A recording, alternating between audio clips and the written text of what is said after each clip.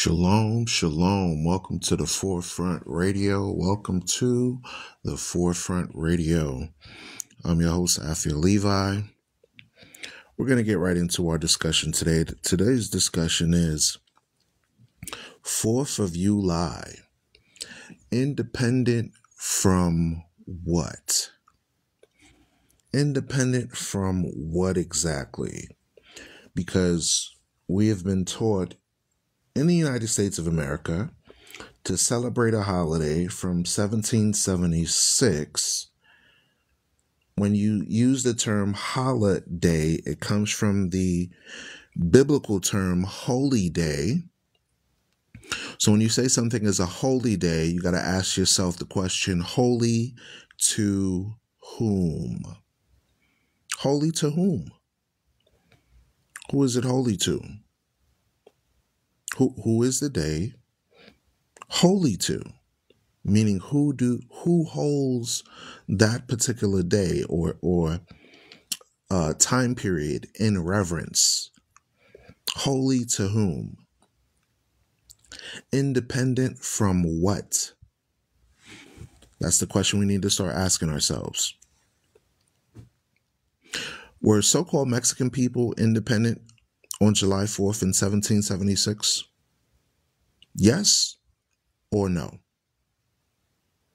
Were Native indigenous populations in the Americas, were they independent in 1776? Yes or no? So-called black people, so-called African Americans, were they independent in 1776? Yes or no? Questions need to be asked. Inquiries need to be made. Thoughts need to be provoked. Intelligence needs to be stirred.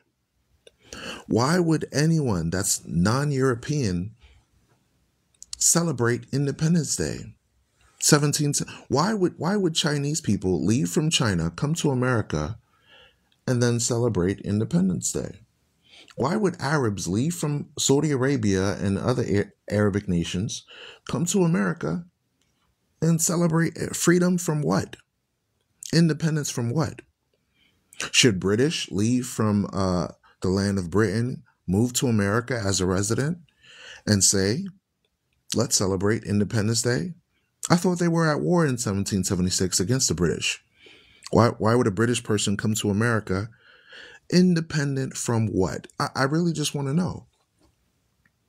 Critical thinking skills. Let's put our critical thinking hats on. Independent from what? So when you say a day is holy, when you say something is a holiday, holy to whom? Holy to whom? As far as I know, the only days that are holy are what God says are holy. You see, what gives man or humanity the right to supersede divine principles, to supersede divine laws, and create days for themselves to carry as a holy day or holiday, when God himself gives you his own holy day or holiday? Think about it, y'all. When you read the very first couple of chapters of the Bible, Genesis chapter 2, in fact, you find out that there's a day of rest called the Sabbath day. Then he says, remember the Sabbath day to keep it holy. 6 days you should labor and do all your work. But the 7th day is the Sabbath of the Lord your God. So the very first holy day or holiday that he gave you, think about it. You live in a 24-hour society. You live in a society that's so stressful, so impactful, that the Creator himself said, you know what? I'm going to give you time for you to just hang back and chill. Let's have an appointment together, you and me, father and daughter, father and son. Let me hang out with my children. And he gives it to you on a weekly basis. On a weekly basis. You understand? On a weekly basis, you get a break from a 24-hour society. And yet, you live in a society that causes you to work, that causes you to pay taxes, and you're not independent. Think about it, y'all. If you were really independent, would you be required to pay for water that comes out of the sky as rain? If you were truly independent, would you be paying these type of exorbitant bills, electricity that comes from lightning? If you were really independent, would you take wood that comes from trees and be forced to pay perpetual payments on a monthly basis when you can literally just go to the forest, grab wood, and build a house for free? Hello? Think about this, y'all. Where was black people during so-called 1776 independence? Were they free? Were they independent? Or was there a situation where there was forced labor? Was there a situation where you had to work for free while other nationalities around you were celebrating? Hello. Now, does the Bible condone these actions? Does the Bible condone this? Let's find out. Jeremiah chapter 22, verse 13. Woe unto him that builds his house by unrighteousness, and his chambers by wrong, that uses his neighbor's service without wages, and gives him nothing for his work. Wait a minute. The same Bible that the Baptist, the Catholic, the Protestant, these Christians that use to try to justify slavery. They tried to use the Bible to justify slavery, but the very Bible they refused to read. Let me read it again. It says, Jeremiah chapter 22, verse 13. Woe, that means destruction. Woe unto him that builds his house by unrighteousness, and his chambers by wrong, that uses his neighbor's service without wages. Hold on, wait a minute. What history do we know of in 1776 where certain people groups were working in the service without wages, without pay? Where were independent from what?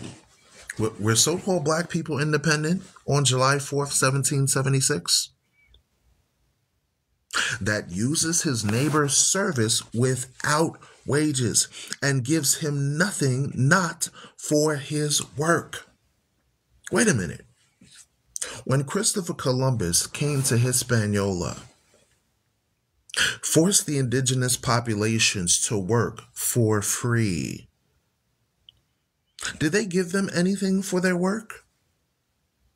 When the French, the Dutch, the Spaniards, and the British came to the Americas and caused the Indians, the so-called blacks, the so-called Mexicans, the people that lived in the territory already, the people that lived in the land already,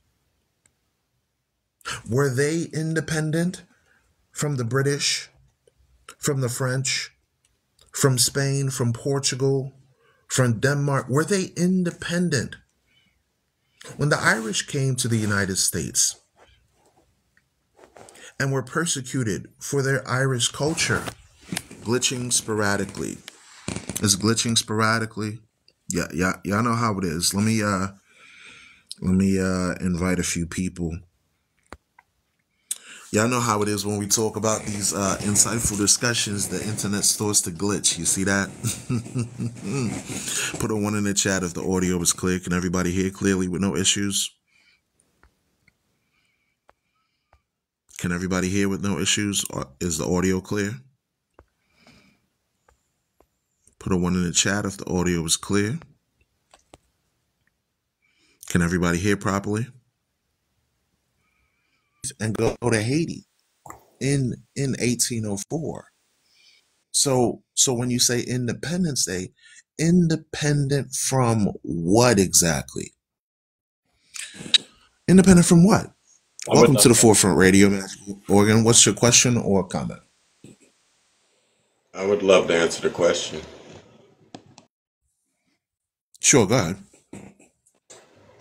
All right. Prior to that declaration, Britain had a peace treaty with everything west of the Appalachians, meaning that the land west of the Appalachians belonged to the indigenous people. It was an indigenous treaty. The U.S. or the United States or whatever you want to call it at the time, they declared themselves independent from Britain to declare the natives savages and to take the land. That's the historical documentation of that. That might spoil your lives because everyone's going to talk about all these other things, but that is the pinpoint. I love it. I love it. Took the land. See, prior to that, there was a treaty that they couldn't do it. Go ahead. Very, very good statement. I like that because it gives the reality of the matter. So now, many people are not aware of this. There's well over 400 to 500 treaties that the United States made with the native indigenous population, and they broke every single one of them. They broke them all. They broke them all. So it's good that you're sharing this because this gives more insight. If I wrote on a piece of paper, right? Because in America, there's a lot of problems dealing with various cultures and various things, especially when it comes to injustices that we see going on in various communities. If they passed a law to say, right, let's say if a police officer unalives a person, an innocent United States citizen, and it's found out that it was racially motivated, right? And they pass a law to say any police officer that's involved with something like that, where they unlawfully execute a United States citizen, that them and their whole family get the same judgment. Do you think the amount of racial related crimes would significantly drop, or rather police misconduct? Do you think that would significantly drop? Well, yeah, but I don't think it really takes that. You know what I mean? Because if it was reversed, first of all, we're not bloody people like that. And if you look at the culture, we're just not that vindictive, or I don't know how to explain it. I think other black people wouldn't let you just treat people any kind of way. Like, we're too collective. Mm-hmm. Black people, we're too collective in our thinking. We wouldn't let you just be no devil, bro. Like, I almost guarantee that. Like, I couldn't imagine, if it roles reversed and I'm watching this man just savagely just treat a human, no, I could, bro, what are you doing? Like, that's a human. I mean, like, even if it's your slave, what are you doing? See, we're just not that internally savage like that. And I you know why? Because you are the sons and daughters of the Most High. That's why. You have a spark of divinity in you. You have a spark of divinity in you that you appreciate creation. You appreciate humanity. So now you were made to be children of light. So now also there are people that were made to be children of darkness, and they relish in it. Think about it. Your television programming, when you see it, it's saturated with people pulling out pew pews, explosions, and various forms of, creative, negative things, negative attributes of humanity, and we call it entertainment. If it was up to us, we wouldn't have that type of form of mental programming. We would convince others to have programs that would educate, that would inspire, that would lead people to go make money, run businesses, do something that would Cooking shows. Yeah, bring the cooking nation to shows. yeah. I mean, like for real, like Exactly. You'd that's have right. you'd have a cookout, you'll have a barbecue, you'll have something productive. You Hey, see? So sporting I want to read events, we something would to you have real all those quick. things. And not to interrupt you, we would have all those things, bro. Like we would just not be. Hmm. But right now, we're a nation that's subjugated. See, we can't really say the word Hmm. racism, because it's really kind of a dated word. It had its meaning back, like with Hmm. Colbyans and back in the past. Now we're dealing with racial national narcissists, for sure. But they're riding off the Hmm. back. See, they saying that they wasn't there. I never had a slave and all that. But yet you will defend your forefathers' actions. So you're just Here's inheriting what I call this it. corruption. Go ahead. Here's what I call it. I call it Eurocentric delusionalism. That's the proper term for it in 2024. Here's why. Anything that's Eurocentric based, they will exalt it to be supreme. However, you don't get supreme out of degenerative traits. You don't get supreme from delusional mindsets that cause chaos throughout all humanity. You understand? So that's more of the proper term that I call it in all my TikTok lives. I call it Eurocentric delusion. And it's every aspect, whether it's religion, whether it's politics, whether it's science. Every aspect of modern society is geared towards promoting a certain nationality. Now watch this. As it relates to us, watch this. Lamentations chapter 4, verse 17. It says, as for us, our eyes have yet for our vain help. In our watching, we have watched for a nation that could not save us. So now the Bible says, for us as the people of the book, okay, because this Bible is talking about black people, whether you believe it or not. It says, we look for vain help in this world. We look for vain help in a nation that could not save us.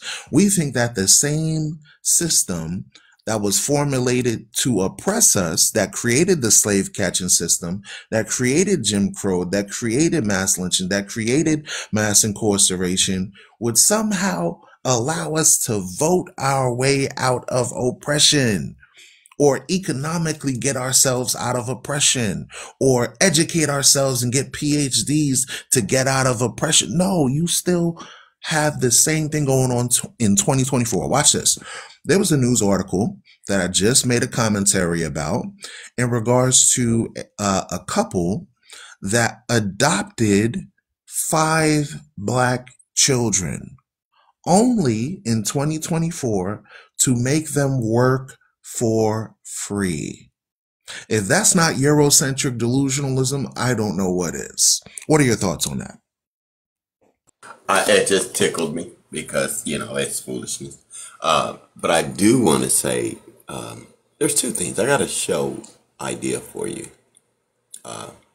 Christianity. What Mm-hmm. is Christianity? See, we're that's one of those delusions. First of all, I do want to say that Correct. Esau, the Edomites of the Bible, will live by the sword. So we kind of know that as people who study the Bible. So we kind of know, like the cat's off the bag. So what's that? However, Christianity. See, Philo, here's a study. You study this up, bro, and you can do a show on it because you'll smash it. Philo the philosopher, or Philo the philosopher of Alexandria. He's the grandfather of Christianity. But see, he wasn't teaching Christianity. What he was teaching was he was taking Jewish writings and Greek mythology and mixing them together. And they call him the grandfather of Christianity. But here's the clincher. They were already on the ground when Christ was on the ground. Christ called us the Christians in Revelations 2:18. He said he hated the deeds of the Nicolaitans. The Nicolaitans was an early Christian sect. So there were Christians on the ground when Christ was walking around. But they were Greeks. And you see how that have perpetuated itself to this very day. See, the Greeks stole the information. They took the information from the Jews. I mean, from us. I'm going to say us. They took the information and made, in First Maccabees, when they went into Israel, they made themselves high priests and made themselves authority of the material. And then 400 years later, look, between the book of Malachi and Matthew, there's 400 years. See, that's 400 years of Greek captivity. And then the Romans came in. See, by the time Christ got there, the Romans was there. So you got 400 years. Just imagine, this country's 400 years old. It is nothing like it started. So believe me, Israel was nothing like its former self by the time Christ hit the ground. That's why Christ said he was looking for the lost sheep of the children of Israel in their own land. What do you think about that, brother? I'm glad that you mentioned that, and that coincides with what we're talking about, because independent from what? That brings us right back to it. Independent from what? Since the inception of the Idumean Greeks and Romans, we have not been free from the clutches of the eagle. And this is why we as a nation of people do need a savior. What other group of people have been dealing with this nonsense for well over 2,000 years?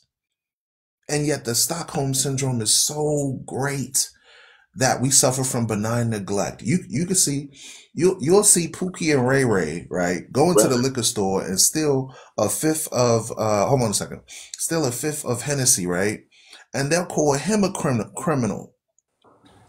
And then you got a guy that has 34 counts of a crime, a convicted felon who can't even get a job as an Uber driver, but now he's signing up as a president, which shows you the same criminal activity that was going on since the time of the Romans and the Greeks and all of these individuals is still happening today. Listen, Alexander the Greek was a criminal. Herod the Idumean was a criminal. Nero, criminal. And these people were ruling over nation states and countries and people. Now, I like what you said about Philo.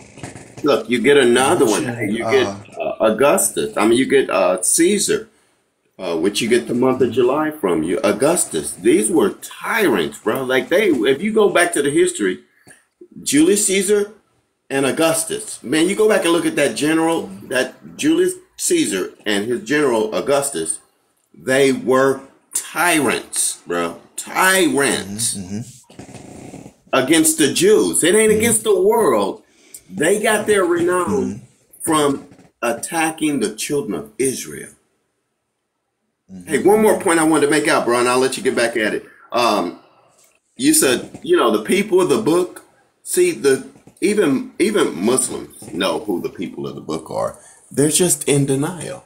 I mean, they're not in denial. How can I say it? It's Psalms 83. You see what I'm saying? They can't tell you who you are. But by design, think about this. If God sent us into these other nations, why would they be treating us nice? Why would they be, you're already disobedient. Why would he send you to a nation who's going to baby you? See, their job is to chase you back to God or chase you back to the law. That's their job. So we shouldn't expect anything from these nations because God is our protection. We won't have an army and we won't need an army. Why? Because God is our protection. That's them facts right there. Them facts. I agree with that statement wholeheartedly. The creator of all things, the Most High, He is our protection, and we want to encourage our brothers and sisters to tap into that divine. I don't want to say energy. That's too common amongst some of the other esoteric people, so I don't like to say that. But I would say divine inspiration or divine energy, something like that. In the sense of knowing the connection between laws and blessings. Divine law and divine blessing go hand in hand. And modern religion, modern politics tries to convince you to go away from divine law. I like what you said. You said, what exactly is Christianity? You mentioned Philo the philosopher and the intermingling of Afro-Hebraic culture with Greek culture, and how over 400 years of Greek and Roman captivity, culminating to Matthew 15:24, with Christ himself saying, don't go but to the lost sheep of the house of Israel. So I jotted that down while you said it, so that way I could have it as a topic later on for another discussion. So let's come back to the main topic. Yes, sir. Hold on. Let's come back to the main topic, which is 4th of July. Independent from what? Was black people independent in 1776? No, because it's not referring to you. But don't forget, this is Augustus. Look, they picked these months. Look, how can I say this, bro? There's only 10 months in a year. And I know that sounds crazy. But look, if you look at September 7th, October 8th, November 9, December 10. There's only 10 months that's in that calendar. They added 2 months. That was July and August. Julius Caesar Augustus. They added 2 months in the year because those were the hottest months and they were the biggest tyrants, bro. It was only to stain your... it was only to stain your consciousness, because your I don't want to sound esoteric and all that. Your soul knows who they are. You know what I mean? Right. I don't want to. I'm just like you. I don't want them to latch onto that and then act like somebody terrible down and said some shit or something. You know how they do. Right. You know exactly. how they do. But your soul knows. See, because affliction is maturity of the soul. See, the reason why you're being afflicted is because God is raising up your soul to be a rightful ruler. See, you wouldn't be that harsh master. Why? Because you know what harshness is. Your soul knows what it is. You're going to be moving in righteousness. See, you're not even going to worry about all that. You're going to recognize that as wickedness. Look, they say treat your, everyone always bring that verse up about slave, obey your master. But they don't never read the next line. And master, treat your slave as if he is you, or like you would treat yourself. Now, was that displayed? See, everybody always drop that part off. However, you'll see that Christians misinterpret that scripture. Say it again. It's funny. Christians always What I was saying is Christians always misinterpret that scripture because it doesn't even say slaves. It says servants going into employees. That's right. Hey, but the IRS it's going into employees and not even chattel.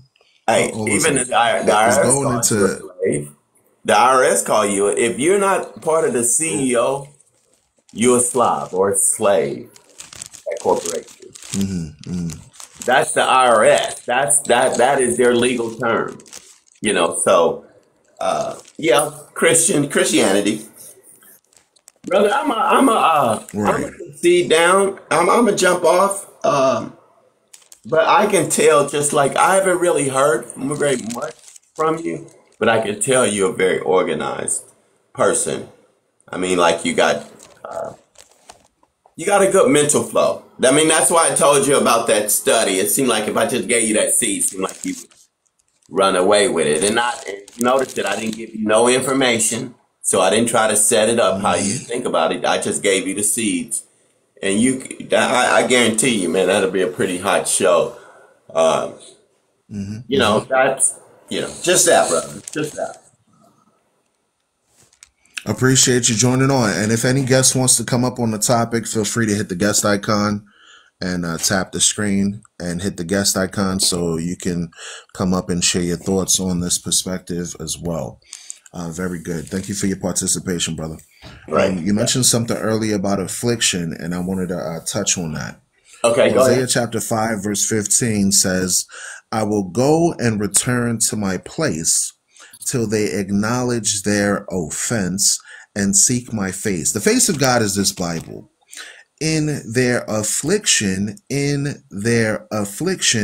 they will seek me early. So I'll tell you the funny thing about our people, right?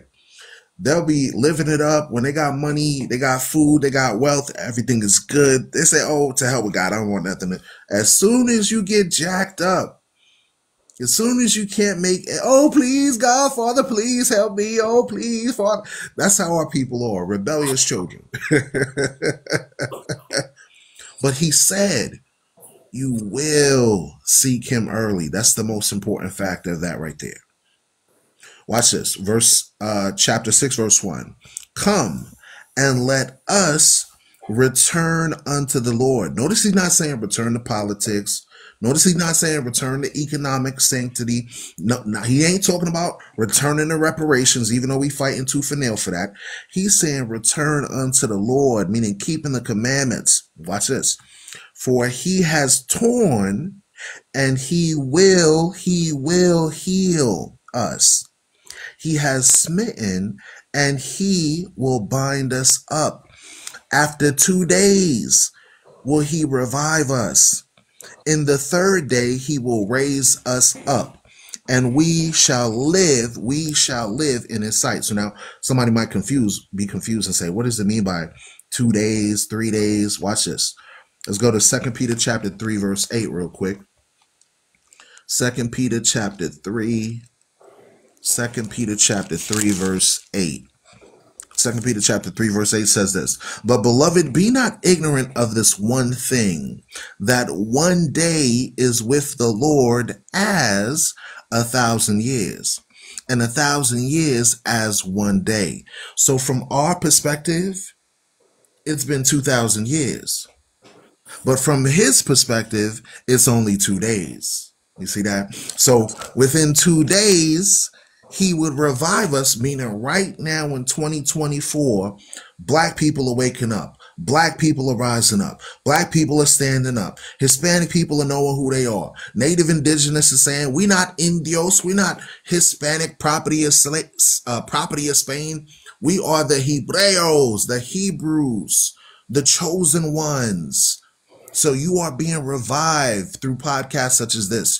You are being revived through conversations such as this.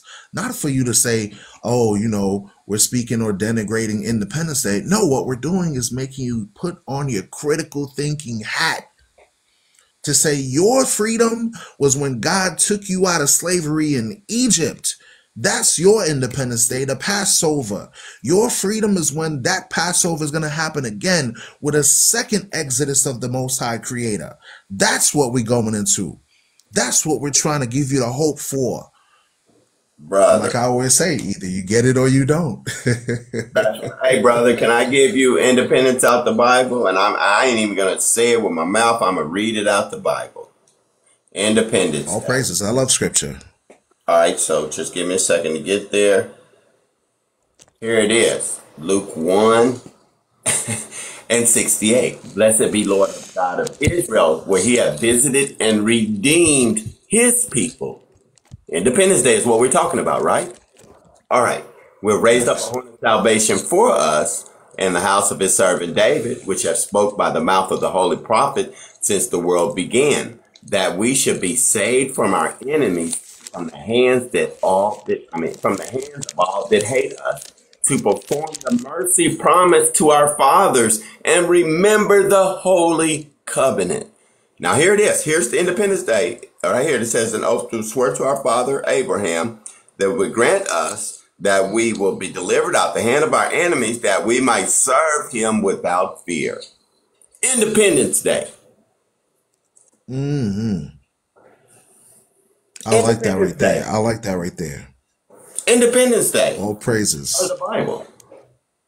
And see, like, that's facts. Brother, they will look, but my Hebrew brothers won't entertain me. So I appreciate you having me up. Because my Hebrew brothers won't entertain me. Muslims, like everybody. I feel like one of the prophets. Like they would have my head for what I say. And I'm talking to you like this. This is where I'm coming from. But they miss, for some reason, because, I'll tell you why. Because, like, I can tell you the same thing that you're saying is the Quran confirms the Hebrew Israelites. I'm just going to say it like that. I'm just going to say it like that. Because Christ, Isa, in the Quran, he came to the children of Israel, not the Jews and Christians. You see how they kind of do a sleight of hands right there? Like, oh, he came to the Jews. No, that's not what the Quran said. He went to they made him a messenger to the children of Israel. Now, here's what I realized. When Christ was up on the earth, the northern tribes was scattered so many hundreds of years ago, it's incredible that he would come for them unless they were God's chosen people. And he was going to come to them. And it even says that we gave this is 17 and 104. See, like they can't even play with me in that Quran. It says we took the children out of Egypt and put them in the land. But after the hereafter, we're going to gather them all together. Ain't that what the Bible say? But see, a Muslim would not read that. When they read that, their brain short circuits. Yeah, their brain short circuit. When the Quran is standing, they're not going to quote that. Hey, let me say this one point, brother, and then I'll just mute out, and I want to hear what your take on this. The God of the Torah and Allah of the Quran is the God of the children of Israel, 100%. Both books are not saying both books, but that's what the Quran is trying to establish. This is the God of the children of Israel. He's the only nation in the Quran that God spoke to personally. Matter of fact, Surah 17 is Al-Israel, meaning the house of Israel. God is speaking to them personally. There's no other nation, and even in the Quran, think about it, they're following Ishmael and all these things, and I'm not saying nothing about that. But Ishmael's not mentioned.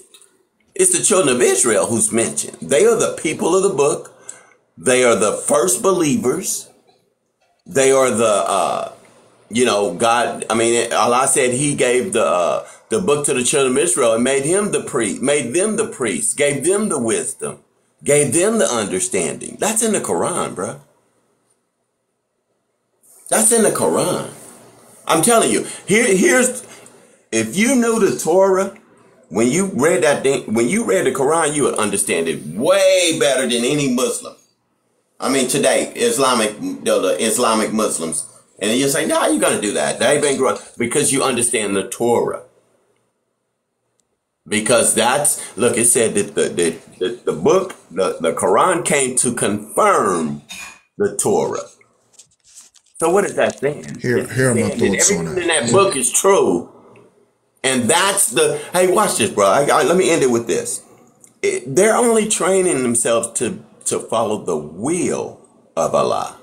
But what's Allah's will? See, you know it. It's to have a people. And the story that you know. See, they don't get that. They're up to the threshold of it. But you have the rest of the story. See, if they're spending their time, well, I'm going to spend Allah's will. But then you got to find out, in which the Quran don't give you, what's Allah's will. But if it's telling you to look back to the previous scriptures, then, brother, you know what God's will is. It's to have a people. And for his people, this is Deuteronomy 4 and 6. And for his people to go out into the world and show people what a wise nation this is. They have laws, they have order, and the rest of the nation, we're going to be the Messiah to the world. See, salvation is a disposition. We're going to be cleansed up, and then we're going to go out and cleanse the world. Don't the Bible say that 10 men out of every nation going to grab the hem of a Jew and say, take me with you because God is with you? See, that's us saving the world. What are we saving them? We're saving destruction. Go ahead. All right, hold on one second. Let me address two things. Number one, Muhammad was inspired through Hebrews that were teaching him, and he had Jewish, Afro-Hebraic people around him in his vicinity that allowed him to understand the doctrine that he teaches. Of course, the Quran means to recite, meaning they recite scripture from the Bible. That's right. And coincided with their teachings. So now there was a woman named Khadijah, and there was another person named Waraqwa who inspired this person. It wasn't Gabriel. It wasn't the angel Gabriel. So now in pre-Islamic times, there was already a deity known as Allah in pre-Islamic times. And the second point is, when you look up the ancient god Ba'ala or Baal, it's the same deity. It's the same deity. It was a moon god that was worshipped under pagan authority. He had three moon goddesses called Alat, Manat, and Al-Uzza, and these were all pagan deities.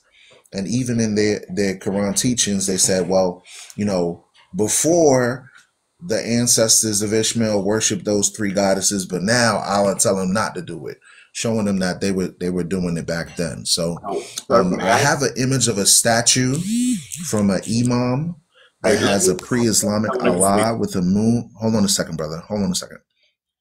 I have a image of a Islamic imam that has a statue of the idol Allah, and it straight up looked like a demon with a crescent moon horn on its head, y'all. Straight up. Let me read two scriptures real quick.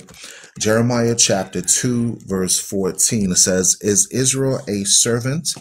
Is he a homeborn slave? Why is he spoiled?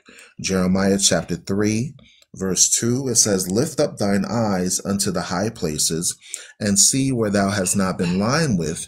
In the ways hast thou sat for them as the Arabian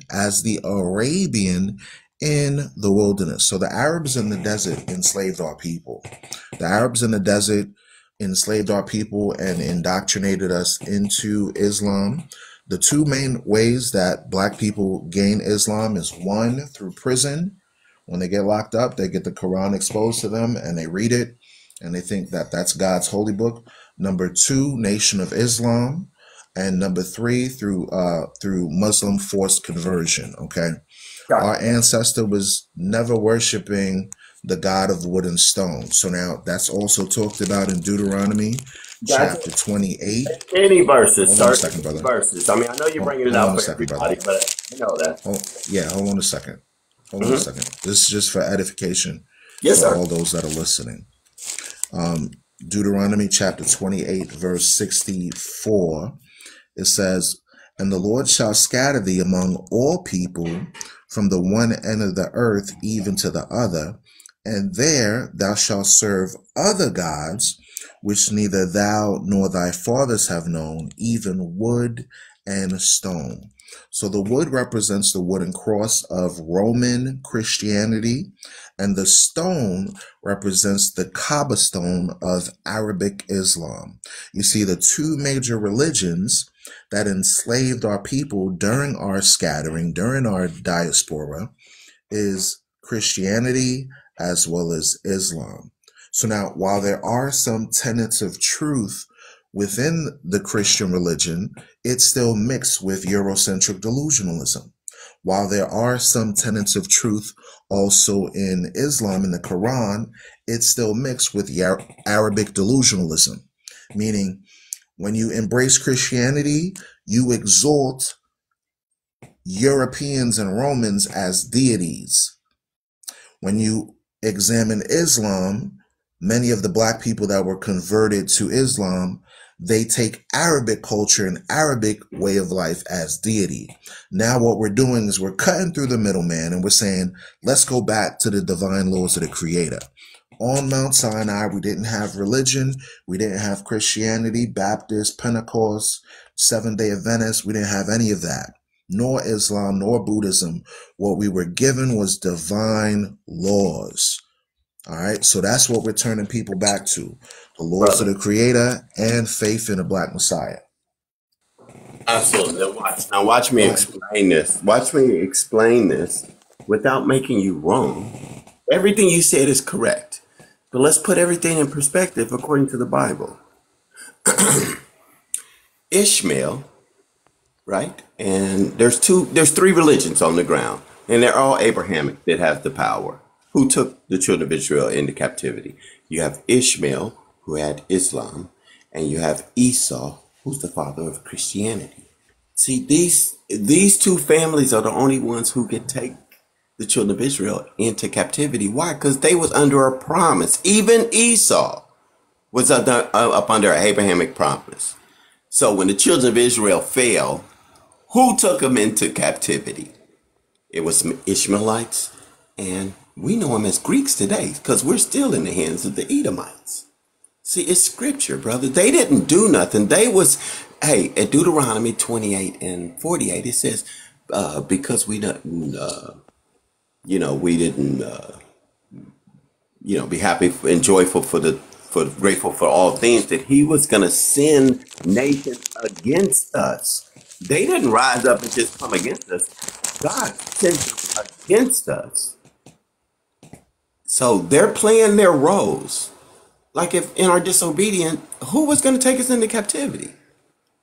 It was those Abrahamic families who feel like that they're heirs. Now you can even see the envy of it. And they put themselves on top.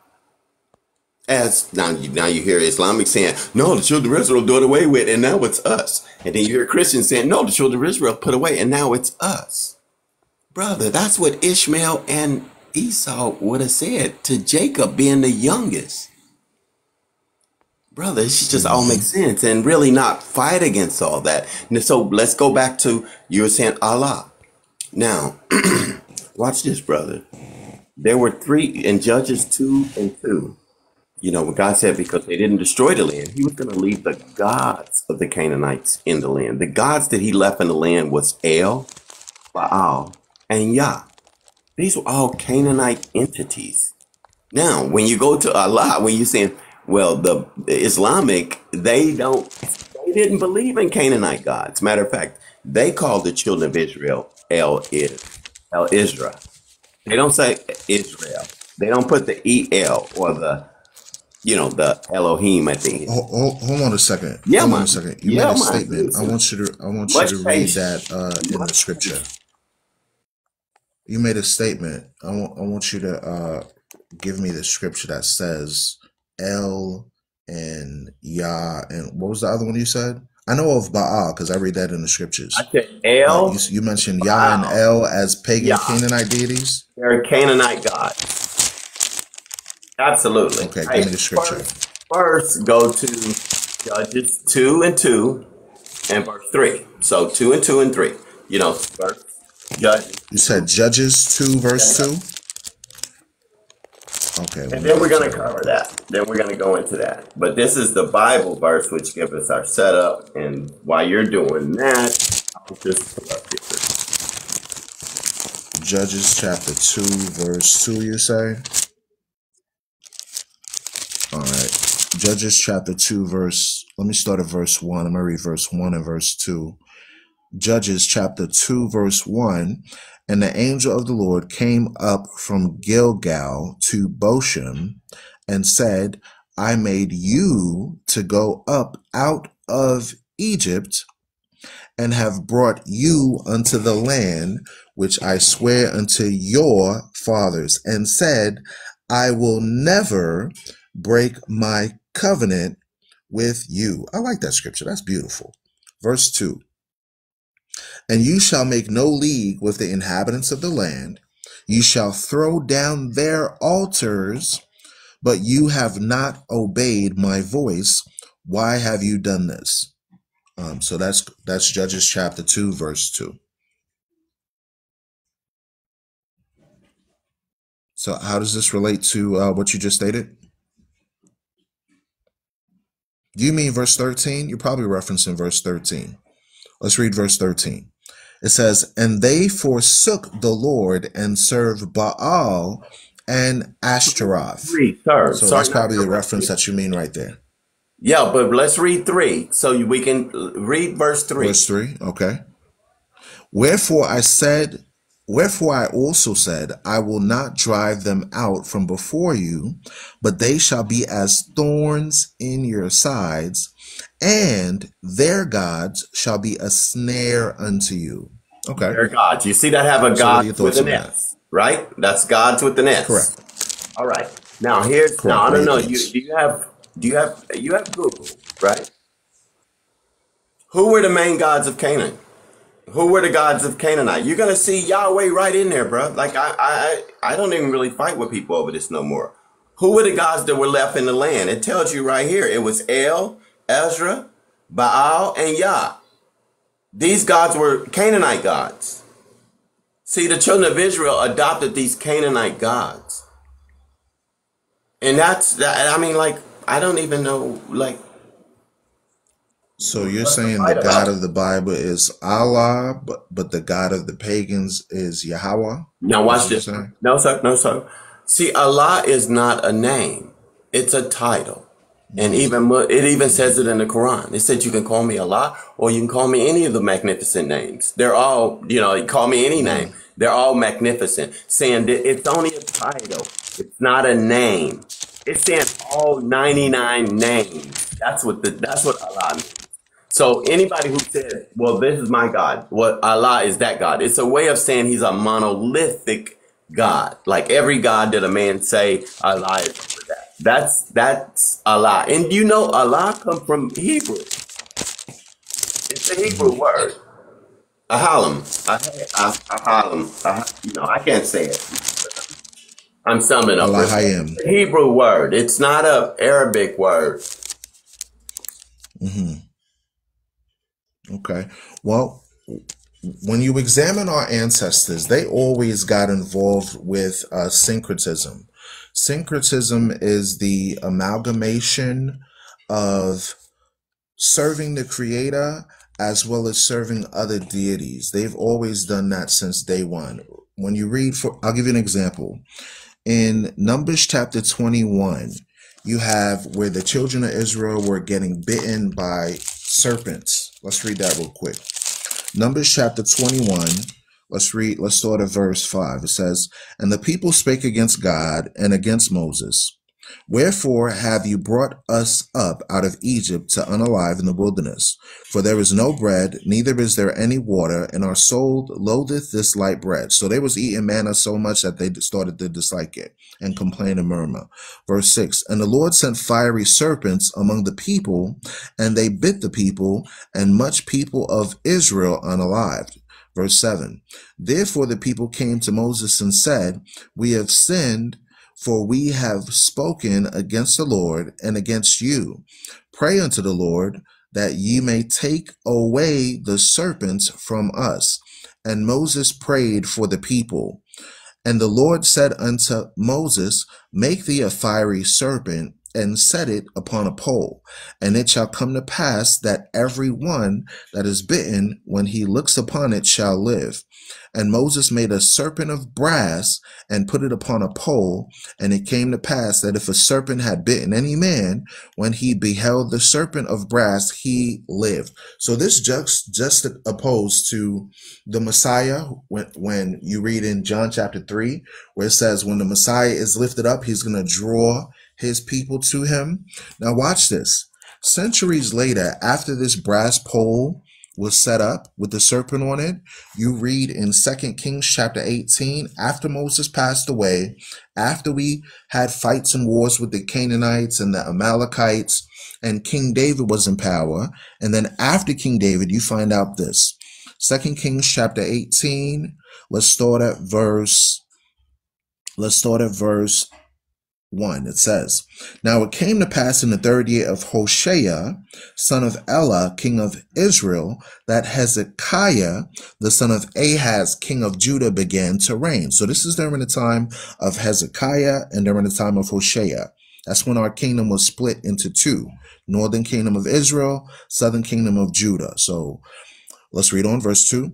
20 and 5 years old was he when he began to reign, and he reigned 20 and 9 years in Jerusalem. His mother's name was Abi, the daughter of Zechariah. And he did that which was right in the sight of the Lord, according to all that David his father did. Now watch this. He removed the high places and brake the images and cut down the groves and brake in pieces the brazen serpent, meaning the bronze serpent, that Moses had made. For unto those days the children of Israel did burn incense to it, and he called it Nehushtan. So now, the point of me showing you this, brother, is that our ancestors always had syncretism, combining of different religious philosophies in their worship, of serving the creator, but mixing it with paganism. Okay? That's the same thing like the Catholic Church. That's the same thing like Islam. That's the same thing like voodoo. It's syncretism, mixing and matching. Okay? I agree, brother. And I do agree with what you're saying. We were always tainted. Hey, and you know what? See, right. these commandments. Let me finish this thought. Hold on a second. Let me finish this thought. Let me mute out. The point of me saying that, though, is that's the reason why we as a nation went into captivity into all nations, because we wanted to be like the heathen and serve their gods. And it goes right to what you were quoting from Judges 2. The Most High told us to refrain ourselves from dealing with the other nations and intermingling with them and worshiping their gods, because it would be a snare and a trap for us. But if we return back to his laws, there are no other deities but him. There are no other. We need to return back to the divine blessings that come through strict adherence to his ways. And we can only operate that way through love. Like, if I love my brother, I'm not gonna take his woman. That's thou shalt not commit adultery. If I love my brother, I'm not gonna take anything that doesn't belong to him. That's thou shalt not steal. These basic principles can alleviate some of the egregious things that we see, especially in our Black communities. I guarantee you, this 4th of July, you're going to see on the 5 o'clock news some sort of mass pew going on, some sort of cookout violence. You're going to see somebody going to have a barbecue. They're going to be drinking too much Hennessy, too much beer, and somebody going to fall out. Somebody going to grab somebody else's skirt. Why you touching my woman? And then a brawl is going to pop off. That's what we're going to see.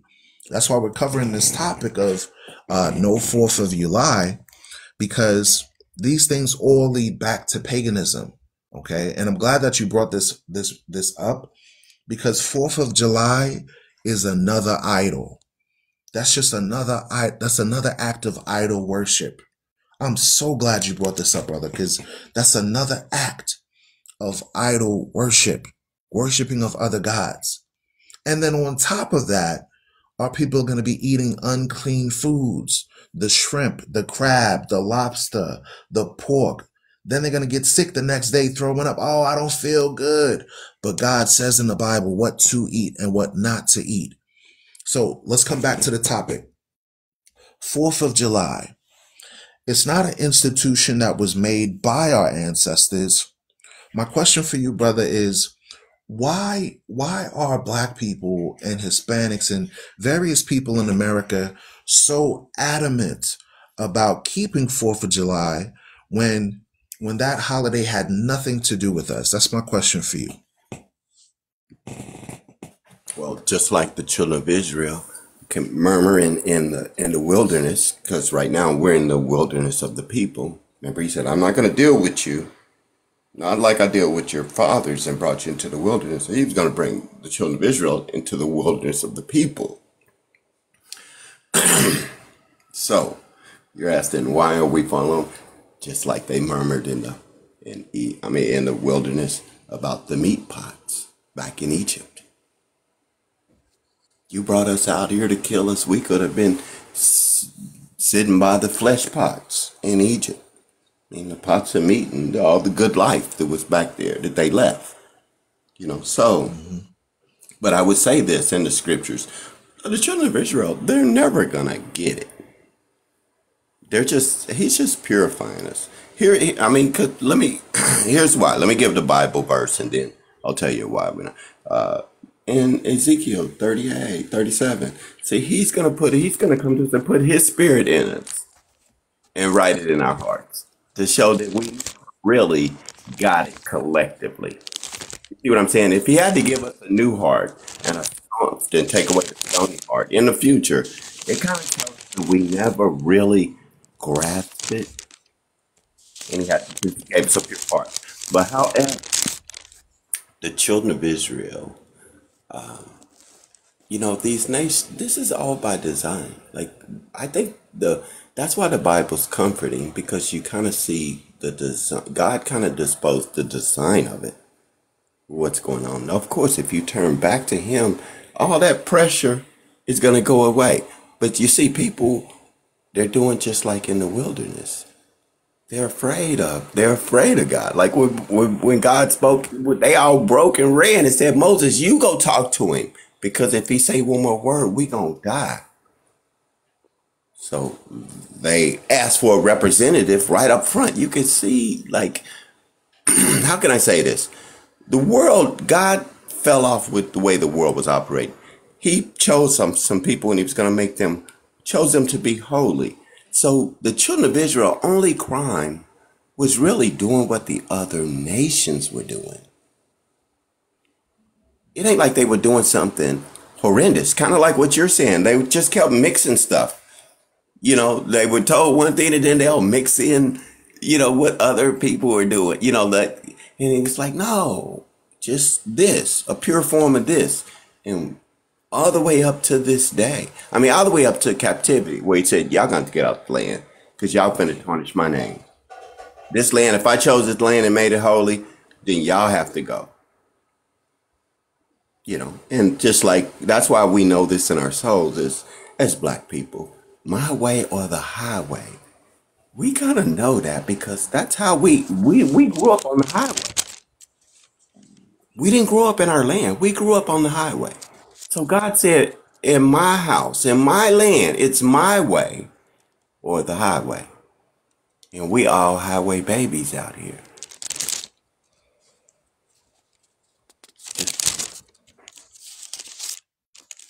I like what you said, brother. We're scattered all over in a diaspora. I like what you said, because it shows us that the Most High was just in dealing with our ancestors and allowing us to be scattered due to the fact that of our own choosing, our ancestors chose to be very disobedient to the Creator. And that's like, you're a father, you tell your kids, hey, these are the rules of my house. If you follow the rules of my house, you could abide here. But if you don't follow the rules of my house, you got to go.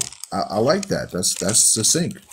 Real quick, let's go real quick to Ezekiel 36, verse 19. It says, and I scattered them among the heathen. The word scattered is where we get the term diaspora, for those that are new to understanding this. The term scattered is where we get the modern term diaspora, which when you look up the root word of that, it means to be dispersed, meaning dispersed from your holy land, which is East Africa, Jerusalem, and scattered far east, north, south, and west of Jerusalem. We were scattered into Asia Minor, scattered into Arabia, scattered into West Africa. Then centuries later, scattered into North America, Caribbean islands, South America. That's how we got here. It says, and I will scatter them among the heathen, and they were dispersed through the countries according to their way and according to their doings, I judge them. Wow. So he said, according to how you act, that's how I'm going to deal with you. According to how you dealt, that's how I'm going to deal with you. And that's very interesting because it gives us some insight as to why. Because we never ask ourselves why. Slim wants to come up on the stage. Slim, welcome to the Forefront Radio, sister. What's your question or comment?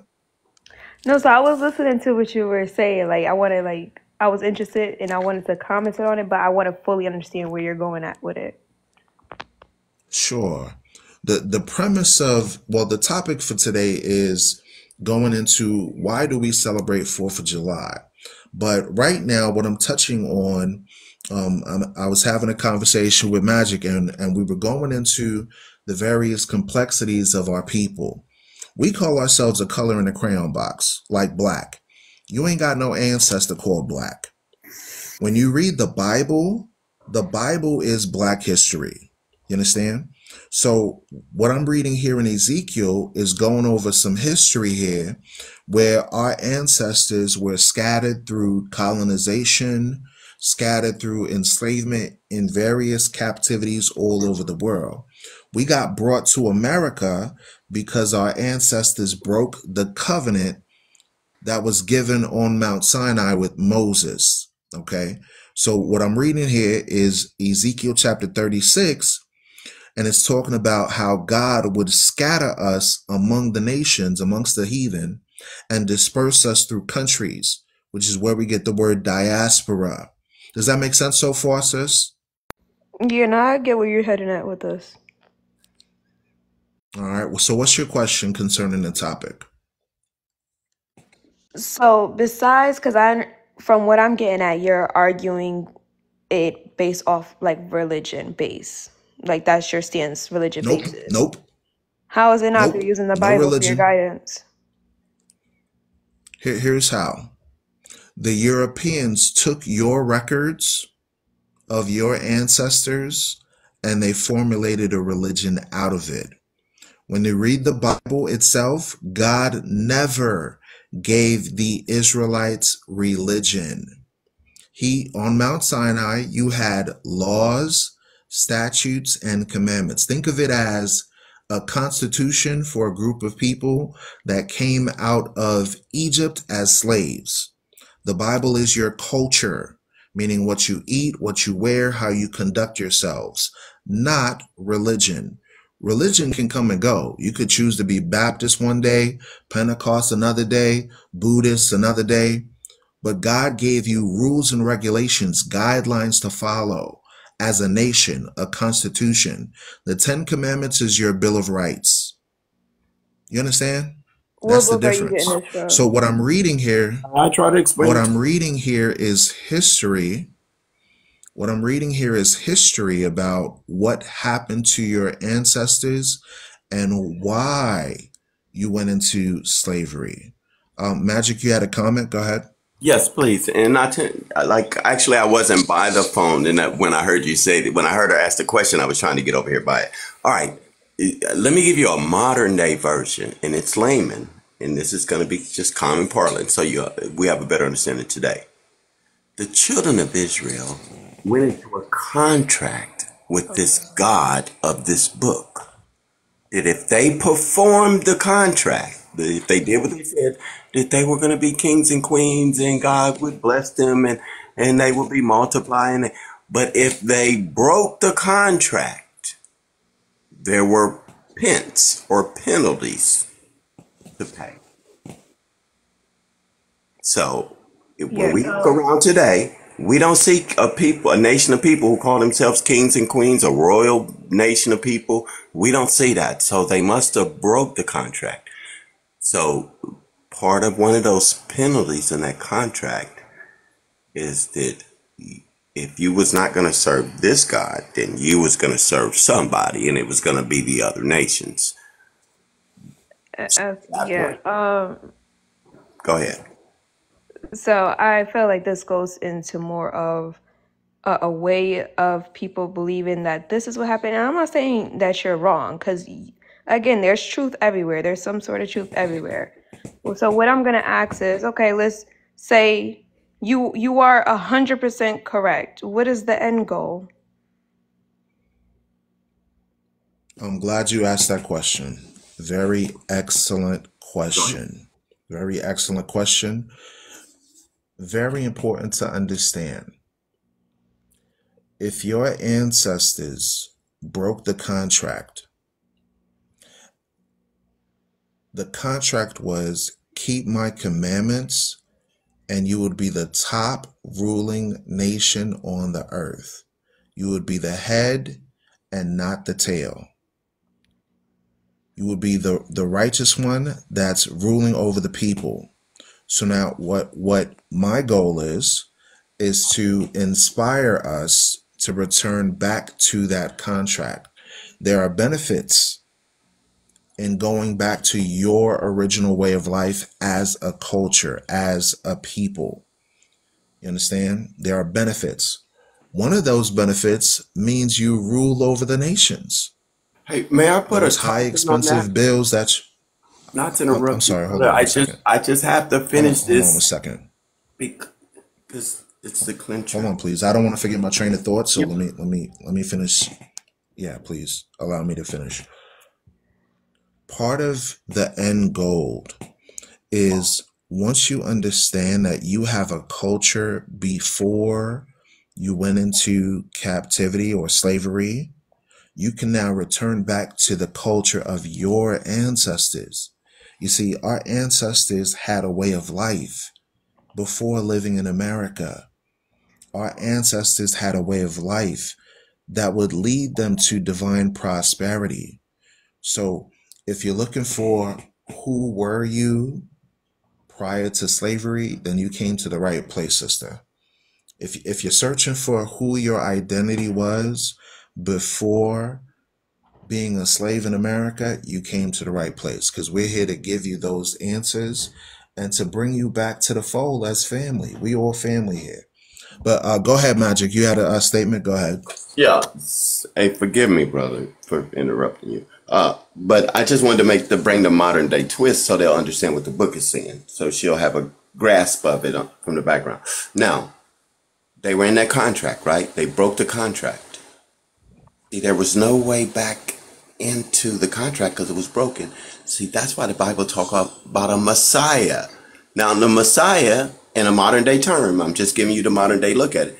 Think of like a lawyer or a trustee who was going to mend you back into this contract if you accepted, these terms. See, like the Christ of the Bible, it wasn't to worship him, but he was going to be your trustee or your lawyer. See, that's why his way is the way back, is because he holds the contract that holds you. So that's kind of a modern day look. Now, I didn't really explain that biblically, what I did, but that is a way of looking at it in a modern day overlay of what the Bible's talking about. So, Well, I have another Is question. any of this making sense to you, Slim Slim? Does that I answer can your see where question? you're like what the agenda is. Like I said, there's truth planted everywhere. I'm not gonna just say, well, you're not Hmm. telling the truth, and I'm here to understand why you feel me, you believe Hmm. what you believe in, right? With agreeing to disagree, but still respecting your stance. So my question is, what are these commandments that you speak of that we broke? Okay. I'm glad that you asked that question. So I want you to start off first with an open mind. Usually, when we enter into conversations, when someone says agree to disagree, that means there's already some sort of contention. There's no contention. We're a family here. Just it's like we're sitting at the dinner table, we're having a conversation, and we're building with each other, and we're educating each other on our own history. So what we do is we go into the text and we read certain scriptures, and we ask, did this happen to your ancestors? I'll give you an example, and then we'll answer your question. Watch this. Deuteronomy, we're talking about some of the generational curses that happened to the people. Deuteronomy chapter 28, verse 64. It says, the Lord shall scatter you among all people, from one end of the earth even to the other, and there you will serve other gods, which neither you nor your fathers have known, wood and stone. So where our ancestors taken from one side of the planet, which is the west coast of Africa, to the other side, the other end of the earth, to the Americas, are you familiar with that history? Yes or no? I mean, it's a part of American history, and I'm American, so yeah. Correct. So this, written hundreds of thousands of years ago before any of us was born, is a prediction that indicates who the children of the Israelites, the ancient Hebrews, are. These are all signs. So imagine you're driving down the road, right? And you're looking for MLK Boulevard. Once you read the sign will tell you, oh, I'm right here. This is the exit ramp. This is the sign to tell you who you are. Here's another example. Deuteronomy chapter 28, verse 48. It says, therefore shalt thou serve thy enemies, which the Lord shall send against thee, in hunger and in thirst, in nakedness and in want of all things. And he shall put a yoke of iron upon your neck until he has destroyed thee. So now we are familiar with American history. During American history, where our ancestors forced to serve the Europeans for food, water, clothing, and did our ancestors also have chains of iron around their neck? Yes or no? I mean, sure, along with other groups who were enslaved or who practiced chattel slavery, which So wasn't now just this completely just writing, America. Slavery was happening everywhere, but different correct, practices of it was happening. correct, good answer. This was a global trade. You're absolutely correct. Meaning that this prophecy only pertains to the Israelites. While you had indentured servitude going on, yes, but chattel slavery, as we see it in America in 1776, which brings us right to the topic. Why are we celebrating 4th of July when we weren't independent in 1776? That brings us right to the topic, Because on right? that So now particular let's day, go. I'm gonna answer it real direct. On that Let's bring particular out a day, verse. July 4th, the thing is, 4th of July, you can look at it as an umbrella term, right? We have white tea America and then we have black America. So we celebrate things for different reasons. And although our cultures are similar, they also have their differences, right? Because again, we're American, but there's two sides to America. So when you talk about the 4th of July on that particular day, on the black side of America, on that day, we will argue for emancipation and full citizenship. As in 2024, Black Americans are considered just American. However, we still have those two sides that differentiate the culture as far as white tea culture and black culture. Are you with me? Yeah, I like your statement, and it's good in a modern sense.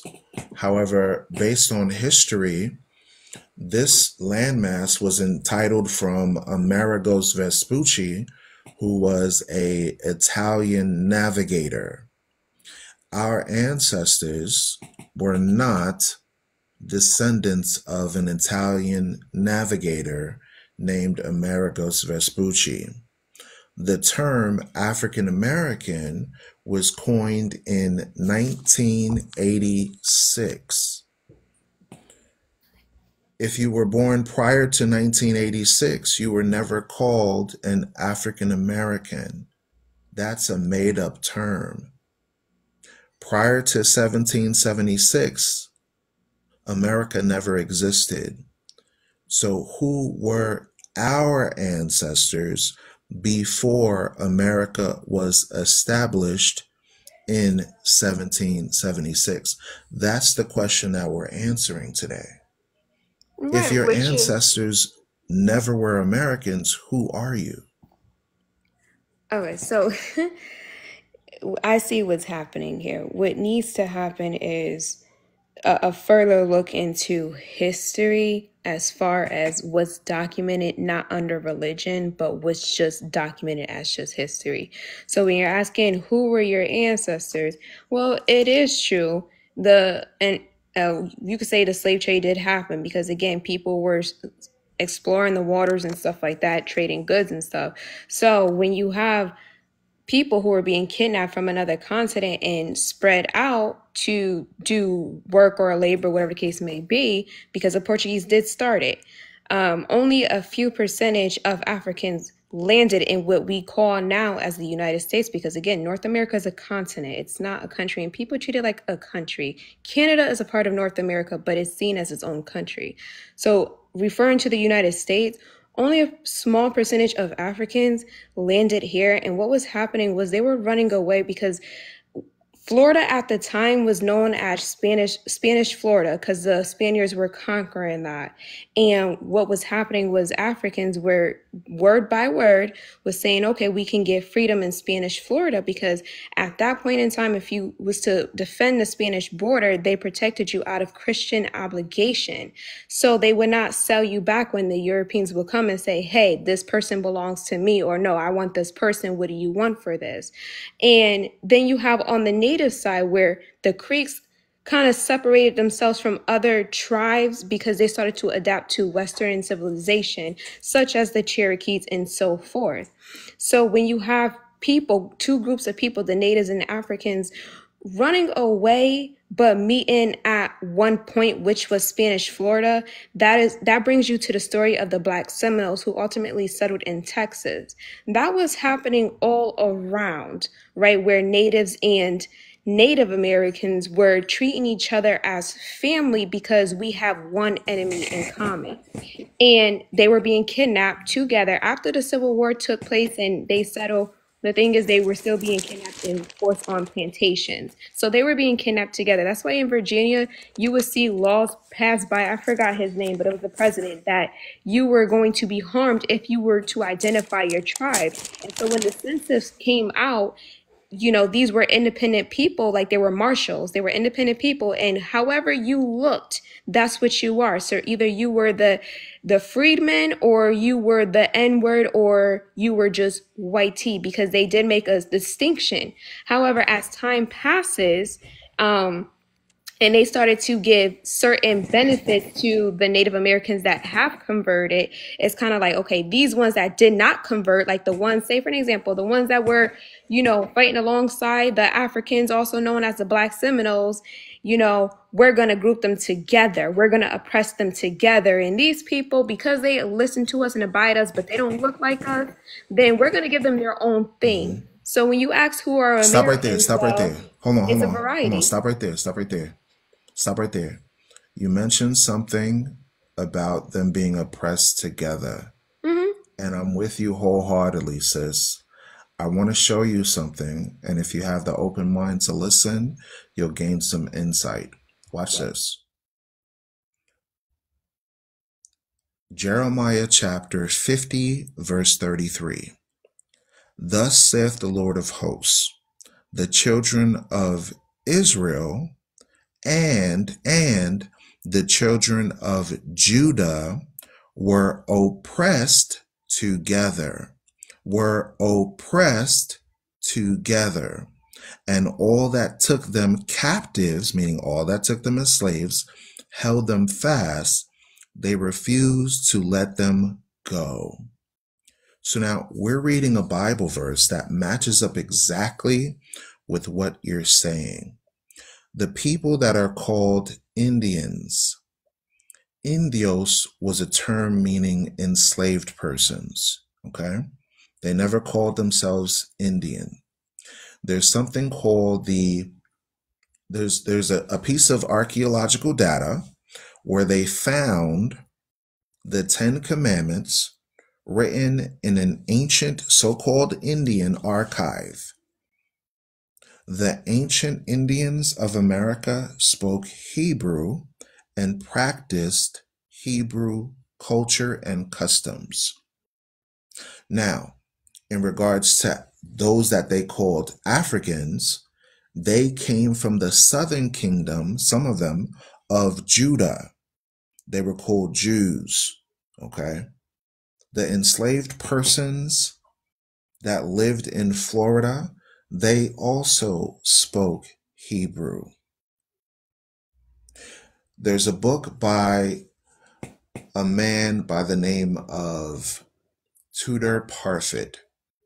This is found in a University of Harvard Press. In that book, they talk about how the people that they call Morenos, Negros, Indios, Portuguese, Hebrews were forcefully converted, exiled into West Africa, and then enslaved by the Portuguese, the Spanish, and the British, and brought to the Americas as slaves. See, I like the history that you're going over because it matches up with the Bible. Our ancestors were oppressed together, both the native indigenous populations and the so-called Africans. So now, why do you notice I say so-called? It's because the term Africa itself was coined by Leo Scipio Africanus. This was a Roman general that fought against Hannibal in the Second Punic War. So your ancestors were Hebrews. You were not called the geographical location Africa. Your ancestors were Israelites. You were not called the geographical location America. Every nation on the earth has ancestors, forefathers. So my responsibility is to show Black people, Hispanic people, and Native Indigenous that your history is important. Watch this. Jeremiah chapter 14 verse 2 says this: Judah mourneth, and the gates thereof languish. They are black unto the ground. So now, what description does the Bible give of the tribe of Judah? Does this say that they are black? Yes or no? Oh, you're asking me that question? Mm-hmm. So I'm not familiar with the Bible because I really don't read it. I don't get into that. I'm more spiritual. So you'll have to answer that for me. Okay, no problem. So imagine you're coming across a college professor. College professor is breaking down information. Now it's time to sit down and take notes. I'm going to show you Black history according to the Bible, okay? Since you haven't read it, I'll read certain passages for you, showing you that your history is in this book. Watch this. Lamentations chapter 5, verse 10. It says, our skin was black like an oven because of the terrible famine. Does this refer to the children's skin tone as black? Yes or no? Yeah, sure. If you want to say yeah. All right. What other group of people are called black today? Are we called black today? Yeah, we're called black as a noun, not necessarily an adjective. Versus other people who come over here who have melanin in your skin, they're using it as an adjective, so we use it differently, interchangeably, if you will. Right. But we're called black people or people of color, various things like that, correct? Yeah, sure. Okay. So what that's showing you is that the Bible itself speaks from a Black perspective. It doesn't speak from a European perspective. This is your history. This book is about your ancestors. Okay? Here's another example. When you read Amos chapter 9, verse 7, it says, "Are you not as children of the Ethiopians unto me, O children of Israel?" So the Bible compares the children of Israel with Black Ethiopians. That's a direct comparison between Africa and the Bible, the people in the continent of Africa and the people of the Bible. So All right. knowing your history is very important. Would you agree? So I agree. History is important. I always say your past is important because it predicts your future and your presence, right? So I know That's right. exactly where the disconnect is when it comes to me disagreeing with you. The thing is, like, I'm not, like I said, there's truth that lies everywhere. So as you're reading, how I'm picking it up as, okay, where are you from? You don't have to dox yourself, but tell me kind of like what, West Coast, East Coast. My ancestors are from the tribe of Levi. No, I'm talking about like your lineage as far as America. Like, where's your lineage lie at? My ancestors were brought as slaves to America. Okay, but Do you where, mean like, what geographical location I live in? like I was more of born your in modern Miami. day, I was like raised in. family. Like, are you from like, are you in the South? Are you in the North? Are you on the East Coast? Like, where? Because again, we have cultures within cultures in Miami. America. Miami, Florida. Okay. Miami, Florida. All right, yeah. So you're on that side. So like I said, what I'm getting at is I understand your stance. I really do. But how I'm interpreting it as this is what you're reading. Again, there is accuracy because we're comparing and we're contrasting the two things, right? And we come to a lot of agreements. But what I'm looking Mhm. at the book that you're reading is more so, what if this is, you know, you're right. It could have something to do with our history, but this wasn't meant for us to read because, again, we learned the story with Nat Turner, where he was forbidden to read other books. But when it came to, the Christian Bible, it was like, all right, yeah, you can read this one and you can spread the word, in which we kind of realized it justified what they were doing to us. So you're, That's when incorrect, you read it, sis. That's incorrect. how is it That's incorrect? incorrect information. How is that incorrect? What was Nat Turner teaching Here's other how. slaves? The Bible was used as tools for insurrection. And what are you Remember when reading I from? stated earlier? But Remember what when are I you reading stated from? earlier? Listen to my statement, sis. I really want you to hear me clearly. The Bible condemns chattel slavery. The Bible condemns slavery. You were meant to rule over the nations, not the other way around. Since you haven't read the Bible in its entirety, what I'm trying to do is show you that this book is talking about your ancestors. Think of it like this. You can't argue about calculus if you've never read the textbook on calculus. This is collegiate level information backed up by history, backed up by archaeology. I have books that are $2,800 that prove that you are the ancient Hebrews of the Bible. So I understand your perspective because you don't know. It's You not that really I don't don't know. know. It's So I'm it's trying to understand how you can take again, if it's history, right, according to you, and mhm, this is what we have to go by. Again, how is mhm.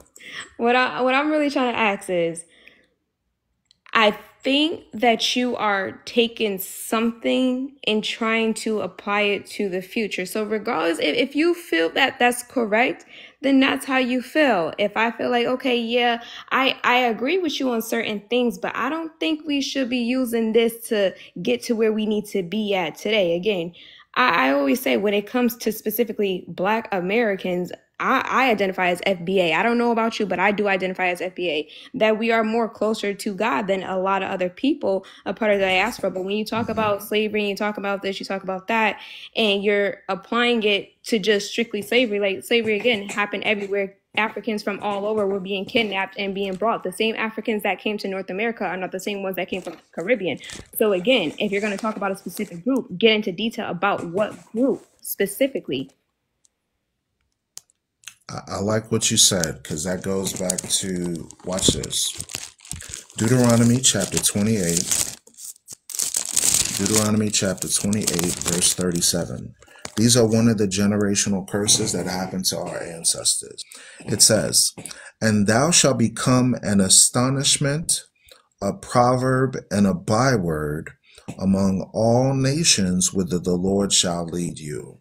One of the generational curses that happened to the Israelites would be that they lose their identity and be called various names that are not their true nation of origin. For example, several centuries have taken place where our names have been changed. We have been called colored. We have been called Negro. We have been called African American. We have been called African itself. We have been called Native Indigenous. We have been called Aboriginal. We've been called Indios. We've been called Hispanic, property of Spain. We have been called American, Haitian, Jamaican, Puerto Rican, but we're still the same people. So Now, Black the people are new term monolith, is what you're is saying. foundational. The new term is foundational Black American. The new So term you're is saying Black people are a American monolith. descendants of slavery. So you're No, saying what Black I'm people are a saying monolith. is listen, hear me out, sister. What I'm saying is those terms that they give you as Black, that's a derogatory statement. That's a misnomer. It's a non-name. There's no country that you could go to say, let me hop on an airplane and let me fly to foundational Black America. It doesn't exist. It's a new term that's made up by grifters that want to trick Black people for money. This is called modern Hold on a terminology second. The person that made up that term used to be a former pimp.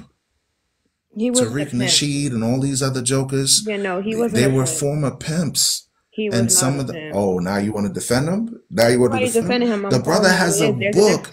Hold on a second. Hold on a second. The brother has a book called Talking About How to Be a Pimp. Don't play games here. I know this dude. How to pick up a girl. Sis, I watched him on Charm School. So you know that the brother is trying to run game on women, and instead of saying, "Hey, be a husband and take care of women," I'm gonna show you how to be a pimp, to go from woman to woman to woman to woman. This man Hold on is a married. second. Is that a righteous example? Hold on a second. Someone sitting reading a Bible. Is that a righteous example? Is that a righteous example for our community? How to be a pimp? Again, there's a difference between being a pimp and teaching your sons or your brothers or whoever how to properly pick up women. It's the same way that Steve Harvey came out with Act Like a Woman, Think Like a Man. It's like a guidance dating book. Sis, you're so enwrapped with Babylonian culture and ideology, you don't even see how harmful it is to your people. How is it harmful? I want you to think about this. To learn how to pick up women? Do you have children? No, I don't. Do you have children? No, I don't have children. Do you want a man to try to manipulate you, to use you for your body, and after he lays down with you, to leave you with a baby? That's what you're telling me? So are we not going to talk about the expectations and boundaries and standards that you have to apply to ensure yourself not to be in that situation or pick that kind of person? Yes, the standard is thou shalt not commit How can you tell me my adultery. standard? The If you Bible just does ask not me a watch personal this, watch this, situation, watch how are this, you going to tell me my watch this, standard? watch this, watch this, sis. I'm When you watching. embrace romance, when you embrace romance, that comes from the Romans. Oh, Romance. They endorsed the free love culture. Boyfriend, girlfriend, baby mama, baby daddy. All these are the direct fruits of romance culture. So when you read the Bible, our ancestors embraced marriage, husband and wife. The foundation of a nation starts with the family. So what we do, we encourage our daughters, we encourage our sisters, we encourage our mothers to be married and to have a solid foundation of family. That is what's going to develop a nation. The yeah, no. problem exists when we embrace negative stereotypical tropes of pimps, thugs, thoughts, Mac daddies, players. These are psychological brainwashing techniques. So you're This is so they clone Tyrone all over. according to your logic, Hmm. our ancestors in the Bibles was just getting married to people they didn't know. Like, what was happening? Did they just jump into the No, marriage? no, So what were they no. doing? Here's what we had. We had culture where your father knew my father. We were family and we interacted with one another through our tribes, and we designated to say, hey, your daughter is being raised up to be a wonderful girl. So She two has the different cultures attributes were of a getting wife. married, And and I there was want a to, tribalism. sis, what I want you to do is when I'm talking to you, I'm trying to ask you don't a cut me question because you're off. ranting, and I I'm trying want to you ask. to, It's a clear, direct question. I want you to, I want you to hear the answer to your question But instead you're of answer another ranting, and it's question. real I, direct. I, Again, I'm an AP honors student, graduating on top of my class. I don't need the dragged out explanation. I'm asking you: Are people from our ancestors, are sis, they marrying from different tribes despite tribalism? Is that what you're saying? I'm gonna tell you one more time on my platform. I'm teaching and I'm You're trying to not educate on a teaching. particular topic. You came up, listen, you came on my platform. My topic right now is no 4th of July, right? You're asking questions and I'm giving you the courtesy to ask your questions But you're and I'm dragging it answering your out. questions You're dragging it because you're out. not catching up. You an AP honor student, but you can't figure out that Black history is in the Bible. You're an AP Again, honor student, but you can't I figure out don't that this use Bible is talking about religion you. to You've form my never, hold on, stop, argument stop, stop, because stop. that could be You've never read the inconsistent. Bible. Hold on a second, hold on a second. Have you read the Bible? Yes or no? Have you read the Bible? Yes or no? So you're going to a Which college Bible are you professor reading? I could that's tell been you which teaching Bible this I'm for, reading. you're going I can to a tell you which college Bible I professor grew that's up been reading on. this for, watch this, watch this. I'm gonna show you something. Watch this. You're not gonna Romans, show let's me go real nothing. quick. Watch this. Oh God. I'm gonna show you because Okay. you praying now. You said you were spiritual earlier, right? Watch this.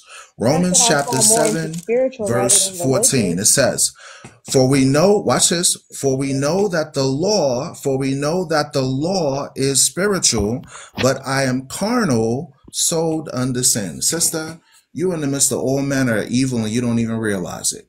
I'm trying to help you get your mind right with the Creator, because guess what? The certain prophecies that you've never read in the Bible is happening today. The Bible talks about the waters turning blood red. That's happening in Russia, in Syria, in the River Nile, and other places. That's across the 2024 is not globe. the Who day to become an cares? atheist. Who That's cares? across the Well, globe. It's good luck not with that on affecting me Judgment Day. directly. Good luck with that on Judgment Day. Sit in the audience. Thank you. Good luck with that on Judgment Day, y'all. I can't listen. If you coming on my platform to learn, ask a question, allow me to answer. If you're not coming to learn, just sit in the audience and take notes. Just sit in the audience and take. We're dealing with collegiate level, university level information. And instead, you want to sit and argue. Just sit in the audience and take notes, child. That's all you could do. I'm an AP honor student. I don't give a damn about your degree.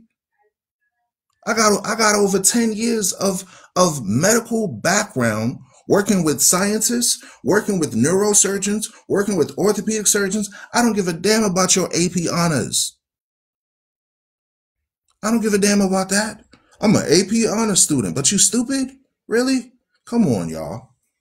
Listen, number one, don't cut off a person in their speech. Number two, when I'm reading the Bible, shut up. Number three, if you're coming on my platform, be respectful. Number four, when I'm reading the Bible, shut up. That's it. That's it, because you don't know it. You've never read the book, but you want to argue about the Bible. This is how slow people are. Watch this. Ecclesiastes chapter 5, verse 1. Keep thy foot when thou goest to the house of God, and be more ready to hear, and be more ready to hear. What does the Bible say? And be more ready to hear than to give the sacrifice of fools. For they consider not that they do evil. Here it is, the sister don't even realize she's being evil right now.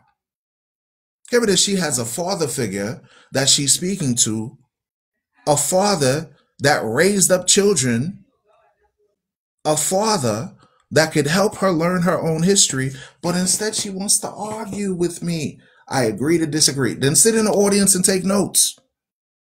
That's all you got to do. Sit in the audience, write it down, and go back and look it up, because you never read the Bible. Ecclesiastes chapter 5, verse 2. Be not rash with thy mouth, meaning shh, be quiet. Shh, be quiet. Be not rash with thy, meaning don't be quick to talk. Utilize your listening skills. And let not thy heart be hasty to utter anything before God, for God is in heaven and thou upon earth. Therefore let thy words be few, be few, be few. Let your words be few, meaning shh, take notes, write it down. You've never read the Bible. Someone is instructing you with history, archaeology, about your own people. You don't know it, but you got a lot to say. This is why I tell people, hey, if you want to not be deceived, don't let people run their mouth. Because when people run their mouth, they're going to just use their words as a vain way to deceive you. You understand? As a vain way to, but guess what? When you go to your job, when you go to that 9 to 5, you got a day off today, but when you go to that 9 to 5, what do? You be quiet. The job says, come over here at 7 a.m. You show up, you wake up 5 o'clock in the morning just so you can show up at 7 a.m. The boss tells you, go do this, go do that, go do that. You say, yes, sir. You say, yes, sir, I'll do that. You go to school. The teacher says, hey, I give you an assignment. Your assignment is due this time. You say, yes, teacher. Yes, teacher, I'll listen. Yes, teacher. But here it is. I'm telling you about your own history, giving you the very book that you didn't read from a university perspective, where we got books on top of books telling you about your own history. And you say, you don't know what you're talking about. I agree that this is college level information. This is university level information. You ain't never studied this. So how can you argue about something you never studied? This is like going to the college professor teaching trigonometry.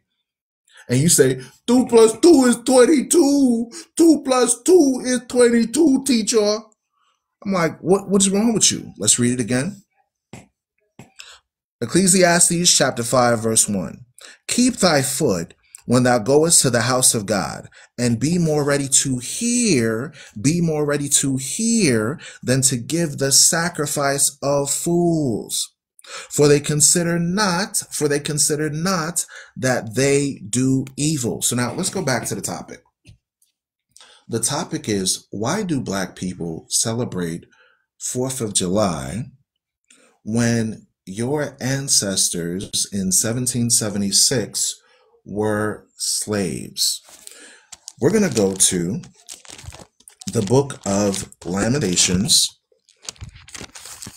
chapter 4, we're going to read verse 17. It says, Lamentations chapter 4, verse 17, as for us, our eyes have yet failed for our vain help. In our watching, we have watched for a nation that could not save us. Meaning what? We go to the highest prestigious areas of education. We seek out college degrees. We seek out diplomas from a nation that still guns you down in the streets. Listen, Sandra Bland, for example, has a degree as a lawyer. Sandra Bland traveled from one state to another state with her degree, encountered a police officer. The police officer didn't give a rat's testicle about her degree, and the police officer arrested her, had misconduct towards her, and all of a sudden she was unalive. Where was that education for Sandra Bland? Where was that degree for Sandra Bland? You had another medical professional by the name of Breonna Taylor. She has a degree in the medical field. Where was that education when the police came down and went pew, pew, pew? Let me read it again. As for us, our eyes as yet failed for our vain help. In our watching, we have watched for a nation that could not save us. You got a president of the United States, former President Barack Hussein Obama, where this president, a melanated person who has a degree, who has money, okay, the very nation that he commanded and served was calling him derogatory terms. Where was that? Where was that rhetoric of, wait, it's a free and just society? Oh, it's a free. Let me read it again. As for us, our eyes have yet failed for our vain help. In our watching, we have watched for a nation that could not save us. Here it is. You have black people fighting for reparations, right? In 2024, fighting for reparations, fighting for money, blood money. That's what you want. You want blood money, right? What is that going to do when you got millionaires, billionaires of the black community traveling overseas and still getting disrespected? Oprah Winfrey, a prominent black woman with billions of dollars in her bank account, traveled over to a foreign nation and they treated her like a criminal. No, you can't come in my store. You can't buy this. Where was that money? It didn't do nothing for her. No matter how much money you got, no matter how much education you got, no matter how much political influence you got, you cannot rise above the status of your people. Your entire people are being denigrated and disrespected globally. In order for you to get divine respect, God has to turn the tables around. The last has to be first and the first has to be last. Watch this. Verse 18, it says, they hunt our steps. What does the Bible say? They hunt our steps that we cannot go out in our streets, Meaning what? Are we not standing up with picket signs saying no justice, no peace? Are we not standing around with picket signs saying stop persecuting us in the streets? Right? George Floyd, was he not persecuted in the streets? Tamir Rice. Right now, there's a story right now on the news where the person that unalived Tamir Rice, the police officer that unalived Tamir Rice, listen close, he applied for another job as a police officer and it stirred up such a ruckus that they had to let her go. They had to let him go. You understand? They had to let him go due to the fact that this person unalived the small child. Where was the money? Where was the political influence? Where was the military? Where was the reparation? Where was the economics that could alleviate a small child from being pew-pewed from a Eurocentric delusional terrorist? No matter how much education you got, it'll never be enough. No matter how much money you got, it'll never be enough. No matter how much political influence you got, it'll never be enough. Your only solution is coming back to this Bible as the Israelites. Coming back to the laws, statutes, and commandments of the Bible. That's how you get divine protection from those that do not have your best interests at heart. That's how you get divine protection and all the riches and wealth of this world and the world to come. And people sit and argue when we're telling you, hey, you're the greatest people to walk upon the face of the earth. Then they say, no, I want to be called a foundational Black American. You know what a foundation is? A foundation is what you use to build a house. So you want to be a brick? You want to be the floor that people walk on? Foundational Black American only means you were the foundation that other nations use to establish their society. They walked all over you. You were the foundation that Europeans, Arabs, Greeks, Romans walked on in order for you to be on the floor and them to be on top of you.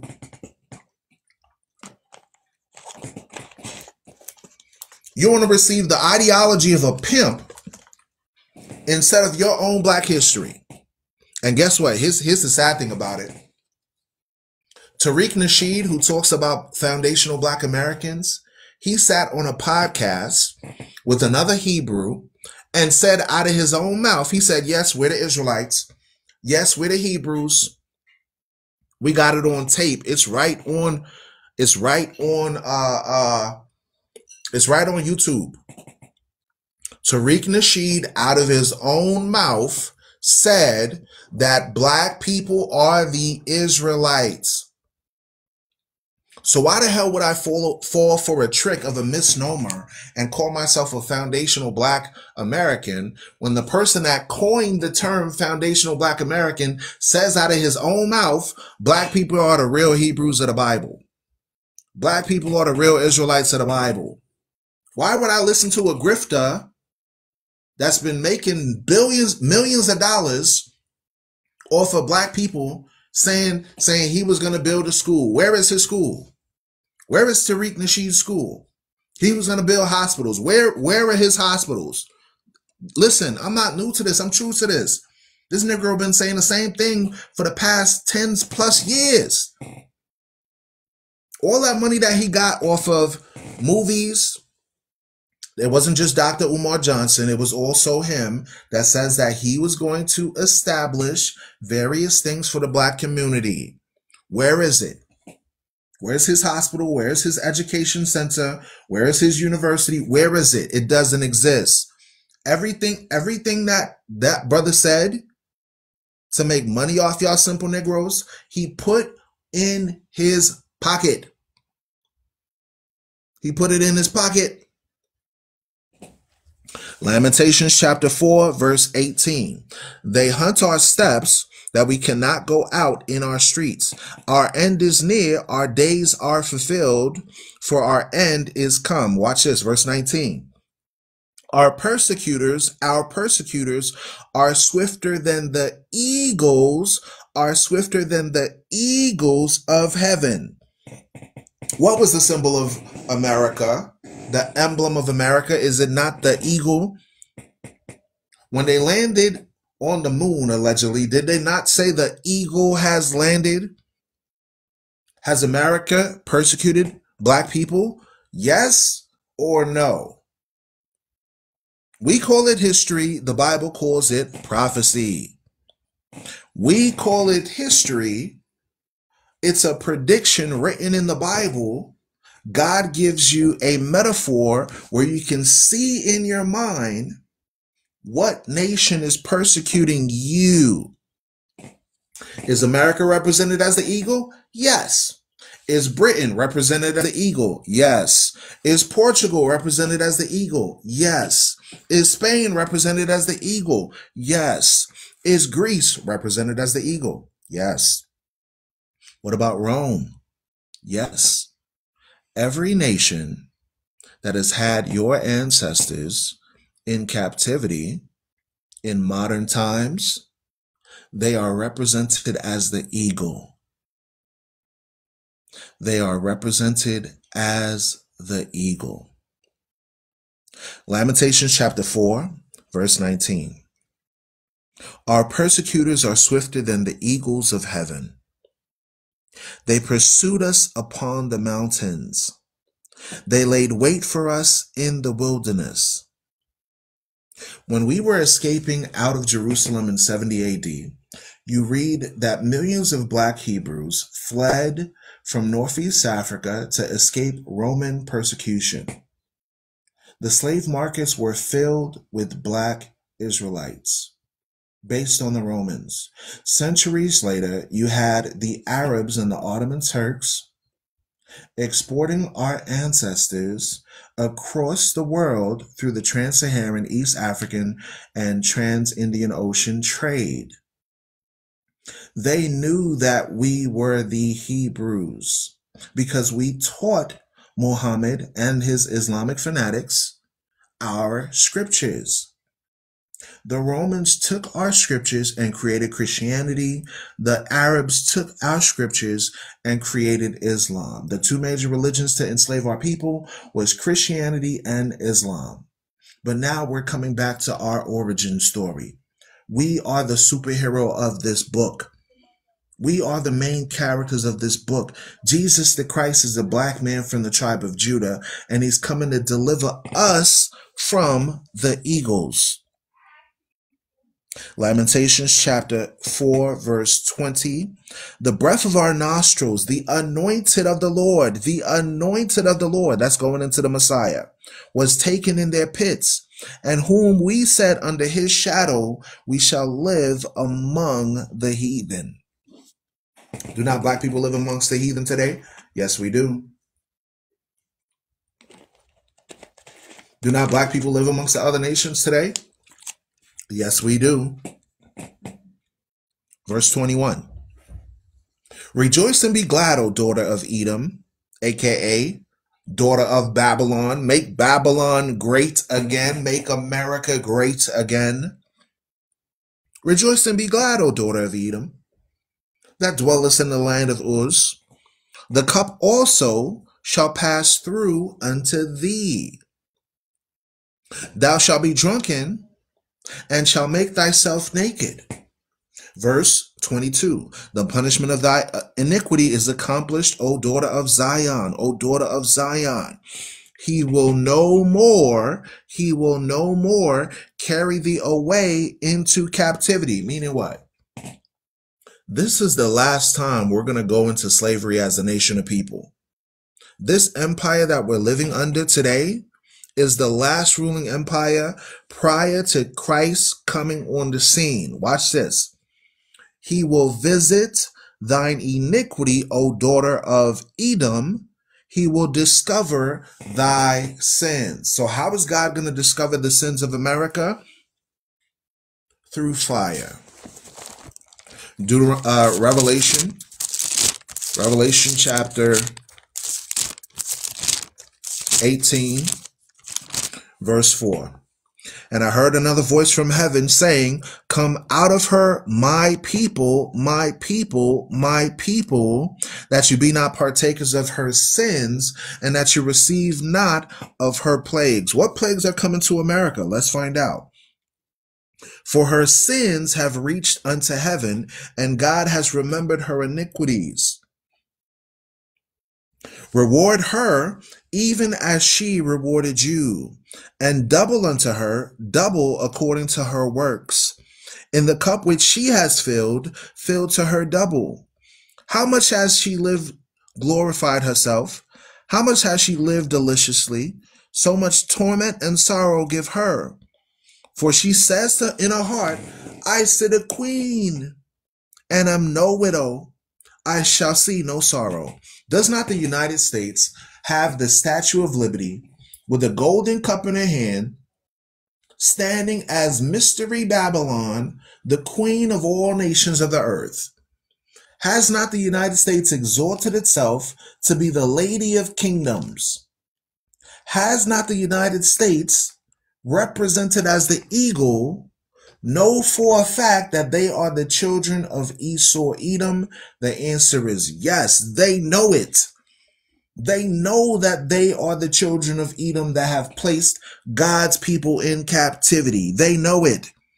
They know that they deserve the plagues of Revelation. They know it. Watch this, verse 8. Therefore shall the plagues come in one day, deletion, mourning, famine, and she shall be utterly burned with fire, for strong is the Lord God who judges her. So, what's going to happen to Babylon the Great? God is going to judge. So if you want to fall in line and eat your shrimp and your crab and your lobster and your pork on 4th of July, go to the barbecue, go to the cookout, and do all of this manner of evil, exalting a nation that could not save you, exalting a people that do not have your best interests at heart, celebrating pagan customs while you're smacking your lips on pork. I just got one Bible verse for you. Isaiah chapter 66, verse 15. For behold, the Lord will come with fire and with chariots like a whirlwind, to render his anger with fury and his rebuke with flames of fire. For by fire and by his sword will the Lord plead with all flesh, and the slain of the Lord shall be many. They that sanctify themselves and purify themselves in the gardens, that's your Christmas tree, behind one tree, that's your Christmas tree, in the midst, eating swine's flesh. And the abomination and the mouse shall be consumed together, saith the Lord. So a lot of y'all going to celebrate 4th of July, knowing that your ancestors were enslaved in 1776. You're going to be cooking your swine's flesh. You're going to be eating abominable food like shrimp, crab, lobster. Some of y'all going to be eating possum stew. God will consume you if you don't change. You better get your mind right before that day comes. Because nowhere did God say to celebrate the 4th of July. It's a lie to say that you were independent when you were a slave in 1776. You need rebuke, not coddling. You need the storm and tornado, not the gentle shower. You need blasting rebukes and stern correction, not someone to coddle you. You need someone to tell you, change your mind before you get destroyed. That's what you need. You need somebody to tell you, get your mind right to the accurate perspective that you should think, and not to follow the ways of those that don't have your best interests. That's what you need. We give you book, chapter, and verse. Either you get it or you don't. Either you're going to do what the Bible says, or good luck with that on Judgment Day. Let's read it again. For with fire and the sword will the Lord plead with all flesh. So is God going to say, please, could you stop eating pork? Please, could you stop being pagan? Please, could you read the Bible and learn who you are? No. He's using men like myself, brothers and sisters like myself, teaching this Bible, telling you, read this book. Get your mind right. Before he comes, listen, if God got to come off of his throne to have a conversation with you, just know it's a problem. Because he gave you the Bible and you refuse to read it. And you're so rebellious when somebody start reading a book to you, you say, well, I disagree with it. How you disagree with something you never read before? Something you never studied before? Something you never thoroughly examined? That's the epitome of intellectual dishonesty. That's why when the brother came up talking about the Quran, I told him straight up. I said, while I do agree with some tenets that you are quoting from in the Quran, I haven't read it in its entirety, so I can't go into a formal discourse. What I do know is that the Israelites were enslaved by the Arabs, and the Arabs learned their religion from the Israelites. That's what I could tell him. But am I going to condemn him? No. Am I going to say, oh, I completely disagree with you and No, I'm not going to do that. I'm going to say, brother, God ain't never give us Islam. He gave us law. God ain't never give us Christianity. He gave us law. Okay? Revelation chapter 1, verse 3. Let me read that real quick. Revelation chapter 1, verse 3. Blessed is he, blessed is he, blessed is he that reads, and they that hear the words of this prophecy and keep those things which are written therein, for the time is at hand. We're trying to give you immortality, y'all. We're trying to have you rule over the nations. Stop trying to fight for equality. Stop trying to fight for reparations when you should be fighting to be above everybody else. Stop fighting to be mediocre. Watch this. Revelation chapter 2, verse 26. And he that overcomes and keeps my works unto the end, to him will I give power over the nations. We're trying to give you power over the nations. Listen to what I'm saying here. This is not about religion. This is about you coming back as kings and priests over the planet to rule with power over the nations. That's your divine role. That's who you were made to be. You are not made to be a servant to everybody. You were made to rule over this earth. And he shall rule them with a rod of iron, as the vessels of the potter shall they be broken to shivers, even as I received of my Father. So just like the Black Messiah was given rulership, you are going to be given rulership as well.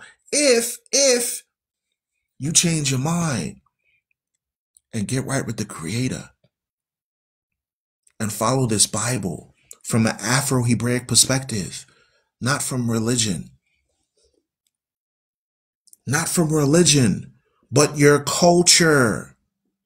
Your culture is this Bible. Meaning what you used to eat, what you used to wear, how you conduct yourselves. So you got a choice. Rule over the nations or burn with the nations. Get judged with the nations or rule over the nation. It's your choice. But I'm going to tell you the same thing that Moses told you. Choose ye this day whom you will serve. Choose. I set before you blessing and cursing. Blessing, if you obey the commandments of God, you're going to be rulers over the planet. And generational curses, loss of identity, slavery, colonization, and eventual destruction, fire. Watch this. Deuteronomy chapter 19. Deuteronomy chapter 19. Deuteronomy chapter 19. Let's start at verse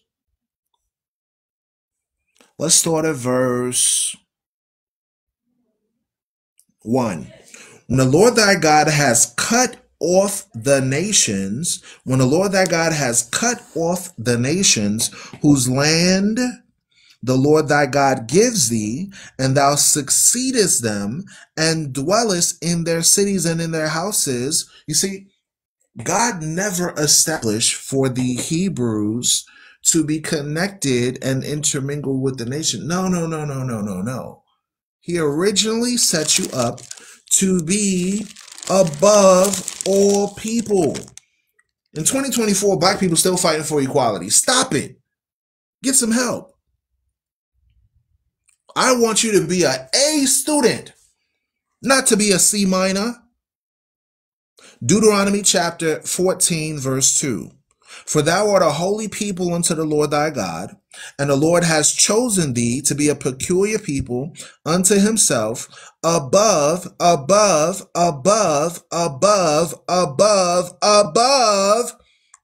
the nations that are upon the earth. Question for the critical thinker. Does the Bible say God wants you to be above the nations, or does the Bible say God wants you to be below the nations? Write it in the chat. Does God want you to be above all the nations of the earth, or does God want you to be mediocre? Does God want you to be bland? He said you're the salt of the earth, but here it is in 2024. People don't even want to read the Bible. They want to argue and say, no, the Bible isn't real. When I'm reading to you your own history. Above, correct. Above, correct. Good answer. Let's look at another example. Deuteronomy chapter 7, verse 6. Deuteronomy chapter 7, verse 6. For thou art a holy people unto the Lord thy God. The Lord thy God has chosen thee to be a special people unto himself, above all people that are upon the face of the earth. So now I know what you're thinking. You're probably saying, oh, that's only in the Old Testament. That's not what the New Testament say. Well, let's find out what the New Testament says. Let's find out if the New Testament says the same thing. The same thing.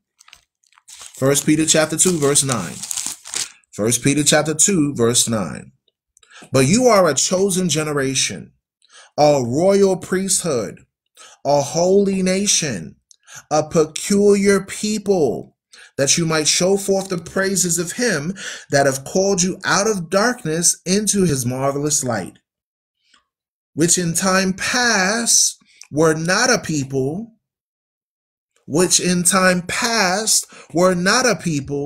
but are now the people of God. In time past, they called you colors in a crayon box.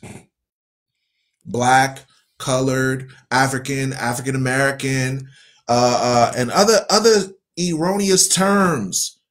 Those terms never existed. Foundational Black America, that's another stupid one. African descendants of slavery, ADOS, that's another stupid one. Your ancestors would never call that. It's made up stuff. It's cow dung. It's full of cow shh. It's fake. Calling yourself a color in a crayon box is fake. God called you a people that was not a people before. In time past, you were not a people, but now, you are the people of God, which had not obtained mercy. Where was the mercy in 1776, July the 4th, when you was working on sugarcane plantations, cotton plantations? Where was the mercy when, if you decided to run away, they put a metal bar around your neck with bells, jingle bells, jingle bells? You try to run away, jingle bells, jingle bells. Oh, we got a runaway here. Grab the rope. Where was that in 1776? Where you did not have any mercy? Where was that in 1776 when they traveled over to Africa, oppressed our brothers and sisters there, took many of us back and forth on ships? Where was the mercy when you was piled up like sardines with all type of fecal matter, vomit all around, women's having their customs, childbirths, no food, no water, lack of sunshine, lack of exercise, with chains around your neck, with another musty person next to you? Where was the mercy?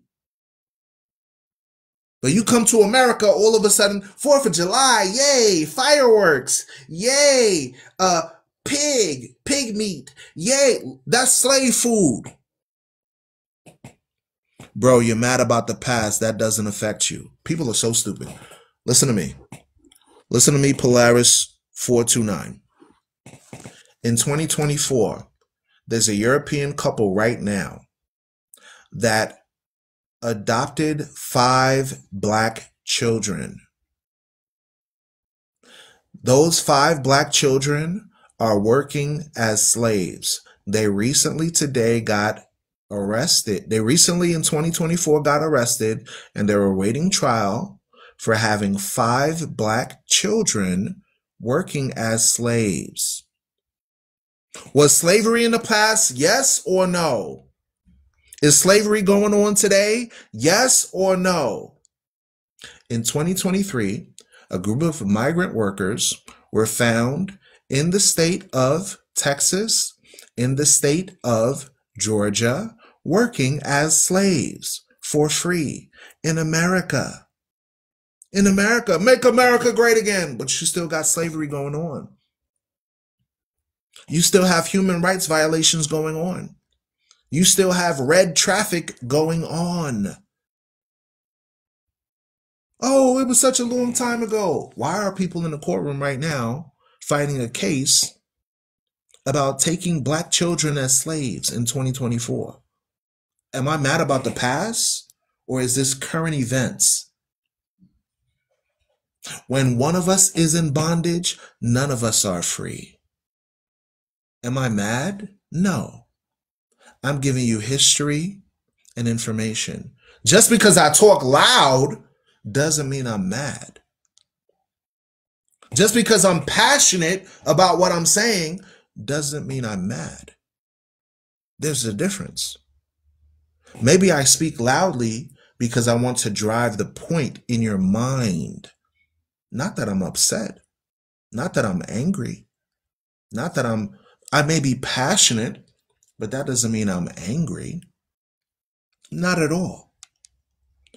Learn the difference between someone that's speaking passionately versus someone that's speaking out of anger. Because if I was speaking out of anger, I would be using opprobrious words.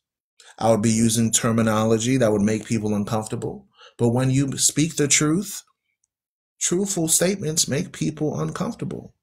Where did you get your information? I'm a radio host with well over 10,000 followers on YouTube, on here, 12,000 subscribers on YouTube, 4.5 million viewers. I give accurate information. Go online right now and type European couple adopted 5 black children and enslaved them, and you'll find the article. In the age of information, ignorance is a choice. It's online. It's on the internet. You could find it. All right. So God calls you a chosen people. God calls you a royal people. Why would you want to have anything to do with 4th of July when that celebration was exalting another group, fighting and going to war with Britain, and then saying we're independent from Britain? But black people, Hispanic people, Native indigenous people were not independent from them. You said you were independent on the 4th of July, while your ancestors were dependent on Benjamin Franklin, George Washington, Abraham Lincoln, and all these other jokers. You were dependent on your enemy for food, water, clothing, and toilet tissue, toiletries. You couldn't brush your teeth unless master gave you toothpaste and toothbrush. There was no independence. They made it illegal for you to run away, just for you to say, I want freedom. I'm done with this. I'm not going to work for you no more. I don't like this job. And you ran away. There was no independence. They would chase you down. They didn't say, oh, you know what? You don't want to work for free anymore. It's all right. Here's your paycheck. Thank you for putting in your 2 weeks notice. Why don't you just, go travel to Florida or Mexico or Haiti, those free countries that are over there. Go travel to the free land. No, there was no independence there. So I'm bringing this back to your remembrance because you purposefully forgot. That's called Stockholm Syndrome. You understand? Stockholm Syndrome is when someone is being mistreated by someone else and they have an affinity towards the people that did not have their best interests at heart. That's Stockholm Syndrome, folks. Correct. The 13th Amendment proves that we are not free. You are free from involuntary servitude except if you're duly convicted of a crime. So they change your title from slave to suspect. Guess what? That also is in the Bible. Watch this. I'm going to show you all this stuff in the Bible because people think when we use these terms that we're speaking out of our own words. No, these are predictions and prophecies. Watch this. Isaiah chapter 42, verse 22. But this is a people robbed and spoiled. They are all of them snared in holes, and they are hid in prison houses. Wait a minute. How did the Bible predict that our people would suffer from mass incarceration? Wait a minute. How did the Bible predict that our ancestors, our brothers and sisters in 2024 would suffer from mass incarceration? For the simple soft brains that say the Bible isn't a true book, although they never read it, how could a book created thousands of years ago document current events happening today, where more people are incarcerated than the time of slavery in America, in the same place that so-called set the slaves free? How can this book, we call it history, the Bible calls it prophecy. So is the Bible called a true book? Yes. Due to the fact that you're reading off of the pages of a book that a certain people group would be robbed of their identity, robbed of their culture, spoiled as a nation of people, snared in holes, aka the trap house, and hid in prison houses, placed in jail, placed in incarceration. How can a book predict this? This is mind-boggling. How can a book have a forecast of something to happen to a people before it happened? Before, meaning this was written by the prophet Isaiah. Keyword prophet, prophetic, prediction. Pay attention to the term. Prophecy means it's written down before it takes place. Once you see, either through history, archaeology, or current events, that the prophecy came true, that means the Bible is a true book. For the soft brains out there that never read the Bible. For the soft brains that say, oh, the Bible isn't true. How can what other book predicted that black people will be in slavery in all nations? What other book predicted this? Is it the Quran? No. Is it the Egyptian Book of the Dead? No. Is it the Epic of Gilgamesh? No. What other book? Name the chapter, name the verse where I can read that there was a prediction made hundreds of years, thousands of years in advance to impact a specific group of people, so much so that it's obvious to the naked eye. It's obvious to anybody paying attention. Let me read it again. Isaiah, that's the book. Chapter 42, that's the chapter.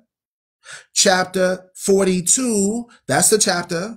Verse 22, that's the verse. But this is a people robbed, and spoiled. What group of people got their homeland invaded in 70 AD? They were robbed of their identity and they were spoiled. Like you got spoiled milk, expired. What group of people did that happen to? What group of people were robbed and spoiled, robbed from Africa, brought to America, mentally, physically, spiritually spoiled, destroyed, and then after they were set allegedly free, they were hid in prison houses. Prison houses. Wait a minute.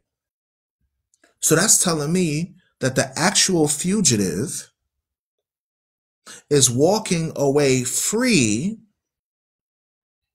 while the victim is still put in prison, still trapped, still held in captivity. Y'all, people think I'm delusional. Listen, if you steal a land, that's a criminal act. If you steal people, that's a criminal act. If you enslave said persons, that's a criminal act. Nobody went to jail, y'all. The fugitives are still walking around amongst you, smiling in your face. Hi, Chuck. Hi, Bill. How are you? Hi, Karen. Hi, Kevin. Hi, Ling Ling. Hi, Muhammad. Hi, Shenzhou. The very ones that committed the act are walking in your face, smiling to you, saying, get over it. It was such a long time ago. Stop pulling the victim card. Stop pulling the race card. That's what they say. That's what they say. The fugitive from justice is telling you, don't worry about it, sweetheart. Oh, yeah, we mistreated you. Oh, yeah, 1776, you was a slave. But you're free now. Just pay me my money. Yeah, you never got your 40 acres and a mule, but guess what? You got a black president, didn't you? Didn't you get Barack Obama?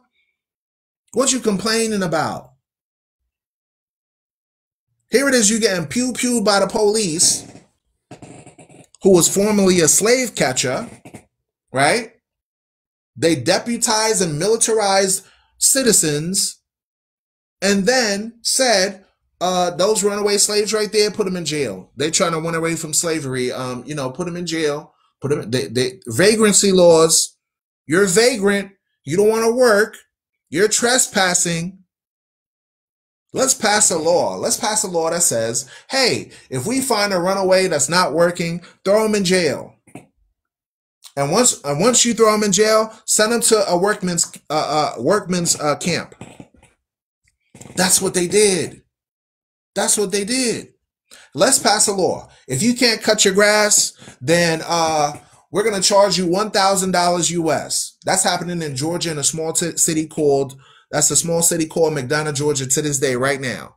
If your grass is above 6 inches, they will charge you $1,000.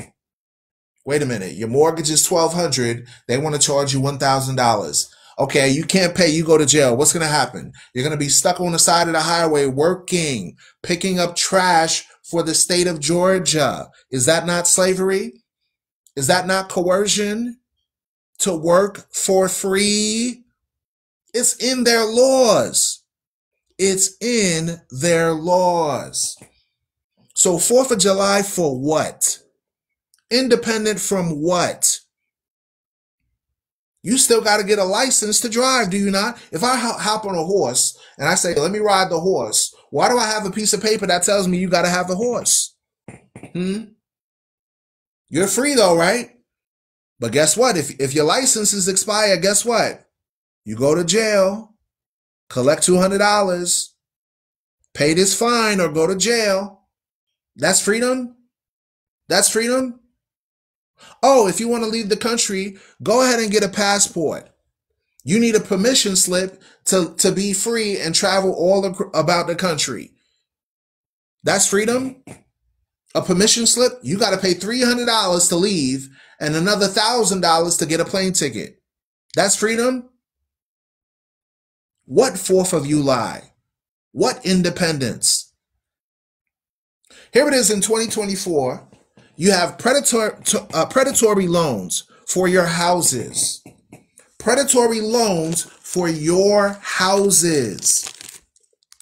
The same house, listen close. The same house that my father bought in 1980, before I came on the earth, the same house is now worth $500,000. My father unfortunately took a loan to refinance the house.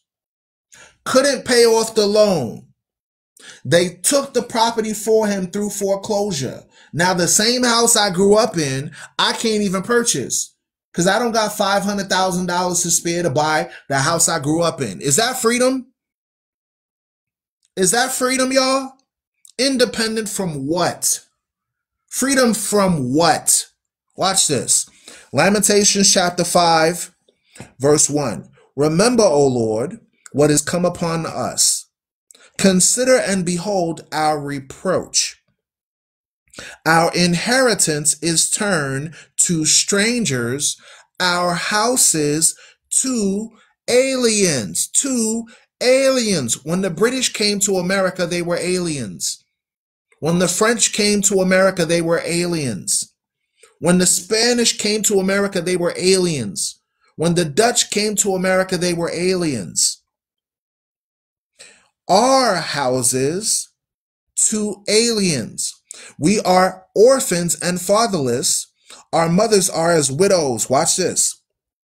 We have drunken our water for money. Do you pay a water bill? Yes, you do. Do you go to the store and pay for Dasani, Aquafina, vitamin water? Yes, you do. Your own water is sold back to you. This was your land. This land is your land. This land is my land. From California to the New York Island. This land was your land. What are you talking about? It belonged to your ancestors. So-called Aboriginal, they were black. So-called Indians, they were black. So-called Africans, they are black. This was your land. Lamentations chapter 5, verse 4. What am I reading? The Bible, the Bible, the Bible. We have drunken our water for money. Our wood is sold unto us. Tell me you ain't going into Home Depot and buying wood when the whole land belonged to your ancestors. Tell me you ain't going into Lowe's and buying wood when your own ancestors, the property was yours. They stole the land, stole the water, stole the wood, and sold it back to you. Here's another example. Your ancestors were building the properties. You build the White House. You build the Capitol buildings all across the South. You build the Master's Mansion and your own shed in the back. But in 2024, you got to go beg somebody for a loan just to buy property. Make it make sense. It doesn't make any doggone sense. It doesn't make sense. You're being scammed at every aspect of society. Your ancestors built the land, built the property on the land. The land is completely finished, but you got to perpetually pay month after month, month after month, month after month, month after month until you pass away. Do you not see that? That's a scam. Mortgage, mortality, mortgage, mortality, mortal, mortgage, gauge your mortality. You pay until you pass away. Does that even make sense? I heard of a story where a 70-year-old grandmother had a property that her husband purchased and owned. For years, they had no payments on this property. She only had to pay the lights and the water bill. The government increased her property tax from $600 to $4,000. And this woman that's on Social Security and disability could not afford to pay $4,000. Did the government say, oh, let's have mercy on this widow? Let's have mercy on her? No. No. What did they do? Get out. We're going to resell this property from a government perspective. We're going to resell this property to somebody else that could pay the property tax. Independent from what? Freedom from what? 4th of July. I thought after I paid for it, it's mine. What are you talking about? Get out. Where does it say I have to leave on this deed? Where does it say on this deed that I have to leave if I can't afford to pay a property tax? Show it to me.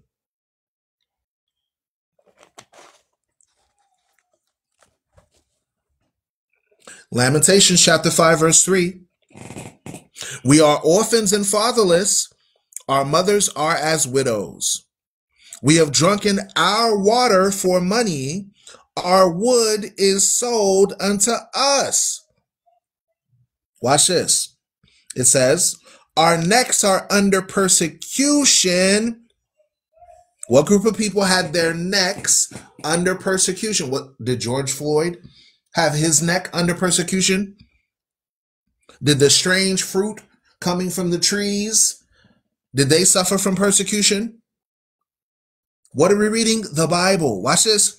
Our necks are under persecution. We labor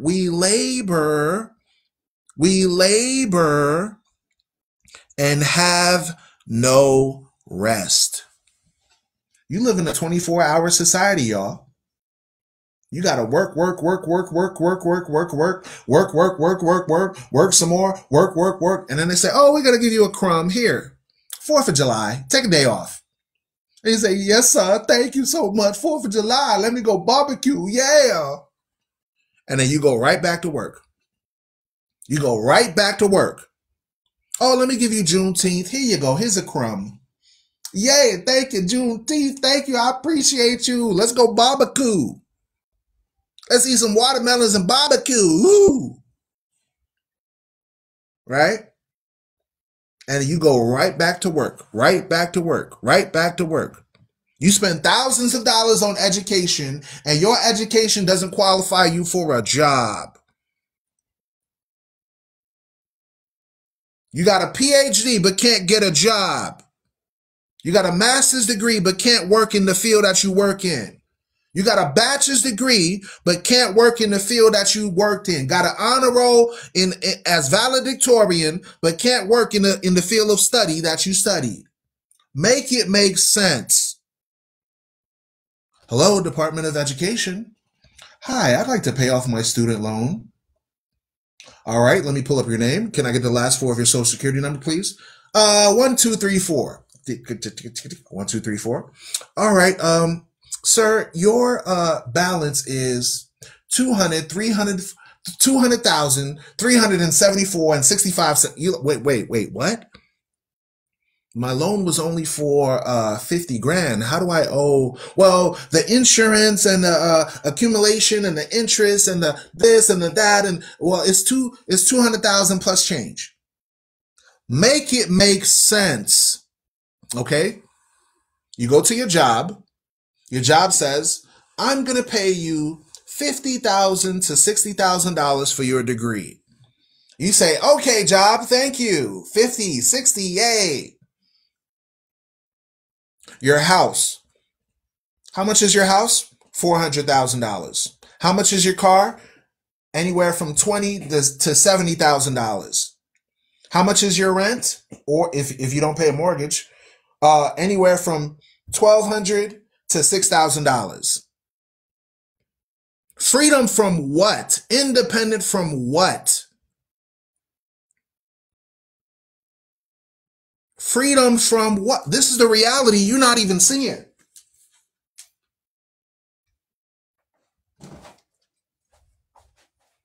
Now, does the Bible predict that we would be subject to payments as a curse? It does. Watch this. Let's go to Baruch chapter 3. Baruch chapter 3, verse 8. Behold, we are yet this day in our captivity. Meaning what? Black man, black woman, Hispanic man, Hispanic woman, so-called African. You are still in slavery.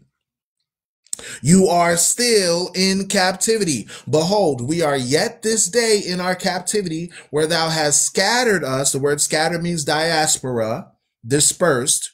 You got some jokers that say, oh, we're black, but you're Haitian, you're African, you're Jamaican, there ain't no difference between you and a slave ship. One was a Spanish slave master, one was an English slave master. But now you calling yourself foundational black American, and you condemning any other black person saying, oh, we not the same because you speak French. We not the same because you Haitian. We not the same because you're Mexican. Y'all stupid out here. One slave master called you Peter. Another slave master called you Pedro. Another slave master called you Muhammad. Watch this. Baruch chapter 3, verse 8. Behold, we are yet this day in our captivity, where thou hast scattered us for a reproach and a curse, and to be subject to payments, and to be subject to payments, and to be subject to payments. Are you subject to a water bill? Yes. Are you subject to a light bill? Yes. Are you subject to taxes? Yes. Here it is, you buy something, you get taxed on the thing that you buy, and after that, when you file your taxes, you get taxed on the thing you buy. Come on, y'all. Come on, y'all. What? So I get taxed. I get a sales tax when I buy the stuff, right? Then when I file my taxes, I can't deduct this because you say it's a non-deductible item and you still tax me. What?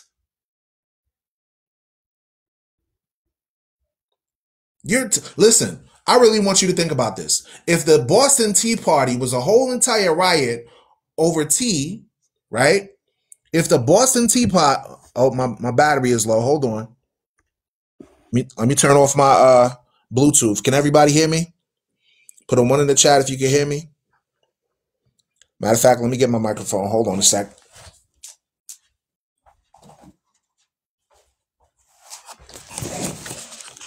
Let me get my microphone real quick.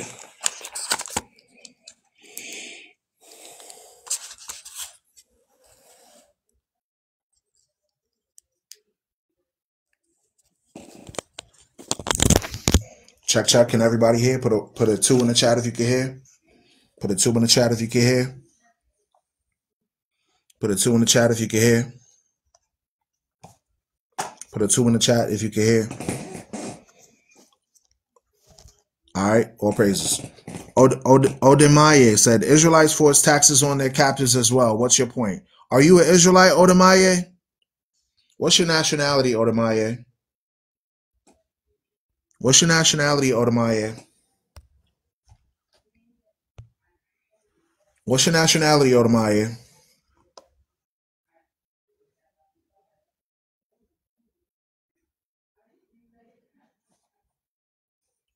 Because, yep, Israelite.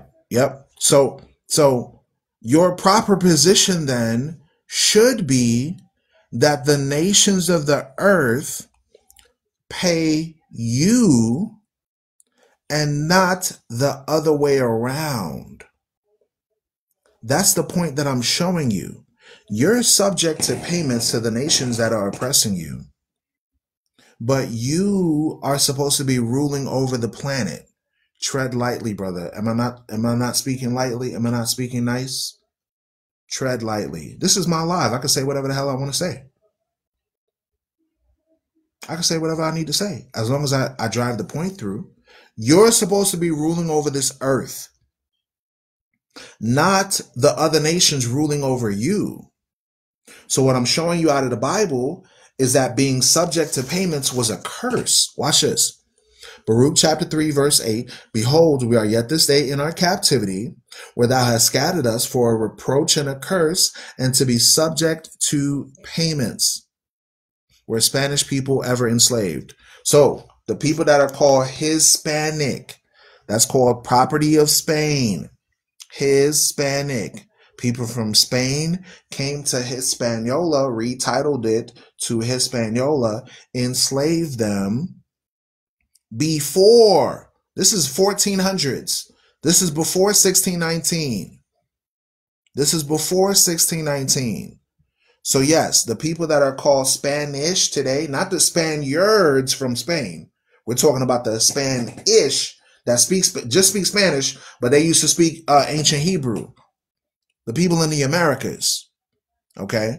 The people in the Caribbean islands, the people in South America. Matter of fact, when you look at the history, there was more people enslaved in South America and the Caribbean islands than in the continental United States, okay?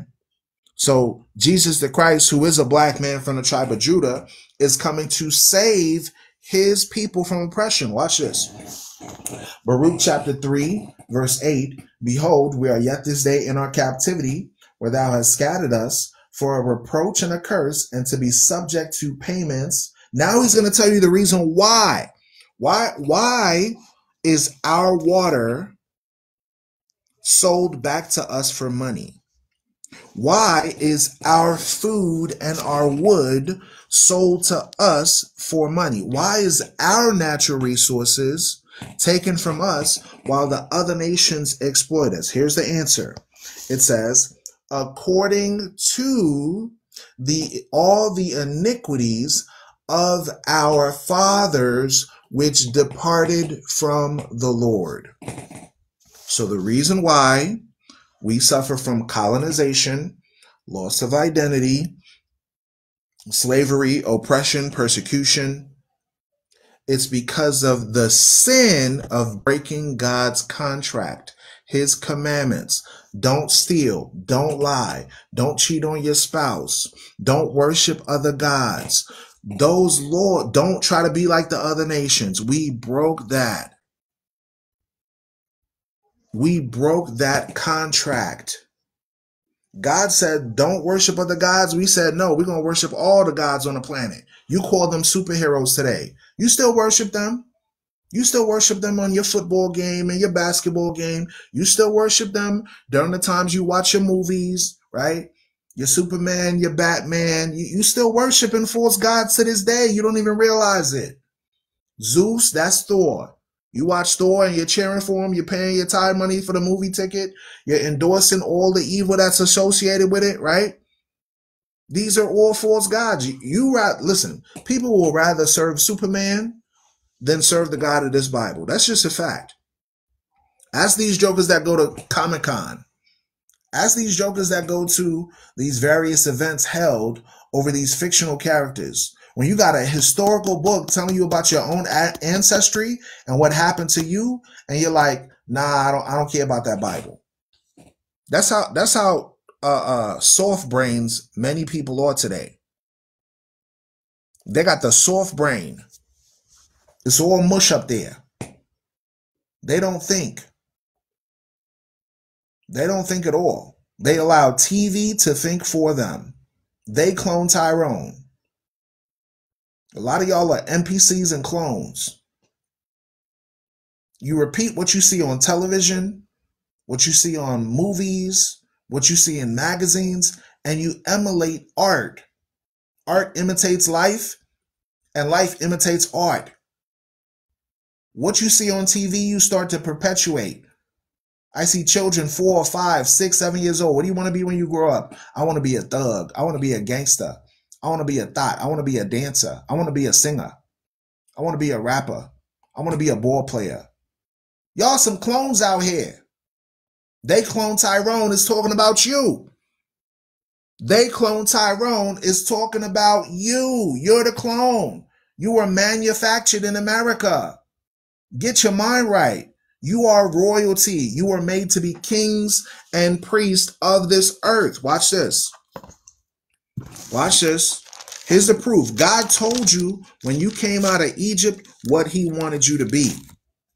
Not to be a rapper, not to be a singer, not to be a dancer, not to be an entertainer, not to be a ball player, not to be a thought, not to be a video vixen. He made you royalty.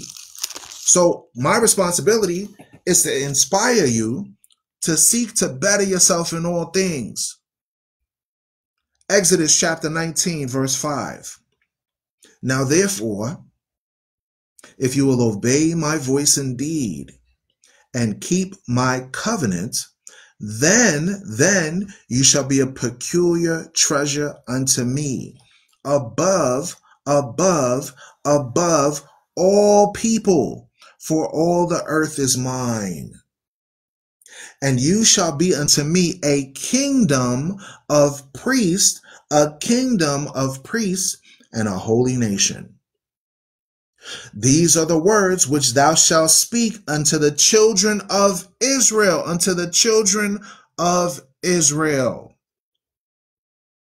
So 4th of July for what? 1776, you was a slave. When God says you are made to be royalty. You were made to rule over the planet as a nation of kingdoms of priests, a kingdom of priests, a holy nation, a holy people, set apart, different, chosen, selected, elected. That's your original purpose, y'all.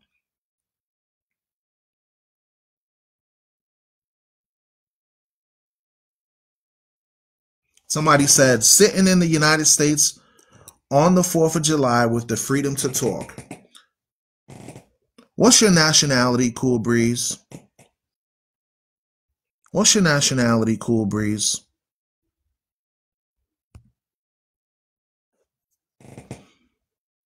What's your nationality, Cool Breeze? Were your ancestors free in 1776, or were your ancestors slaves in 1776? That's my question for you. That's my question for you. Somebody said, why are we not confronting the Heritage Foundation for trying to take over the government? I am apolitical, meaning I'm not left-wing, I'm not right-wing, I'm not Democrat, I'm not Republican. I don't give a damn. It's the same damn bird. All of them lie. All of them cheat. All of them steal. These global elites do not care about you.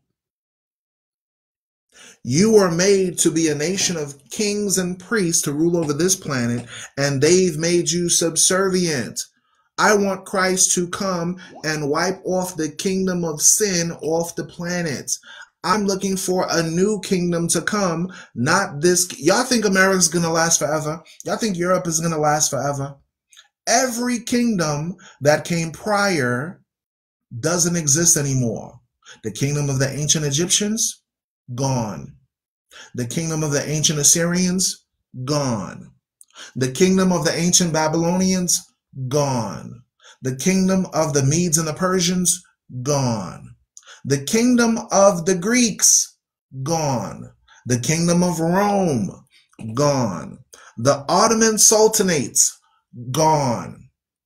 The kingdom of the British Empire, gone. Do you think that United States of America is going to live forever? Y'all really think that America is going to exist forever? Do you not see the decrepit state that the nation is in? You're living in the age of decadence. You're living in the age of decline.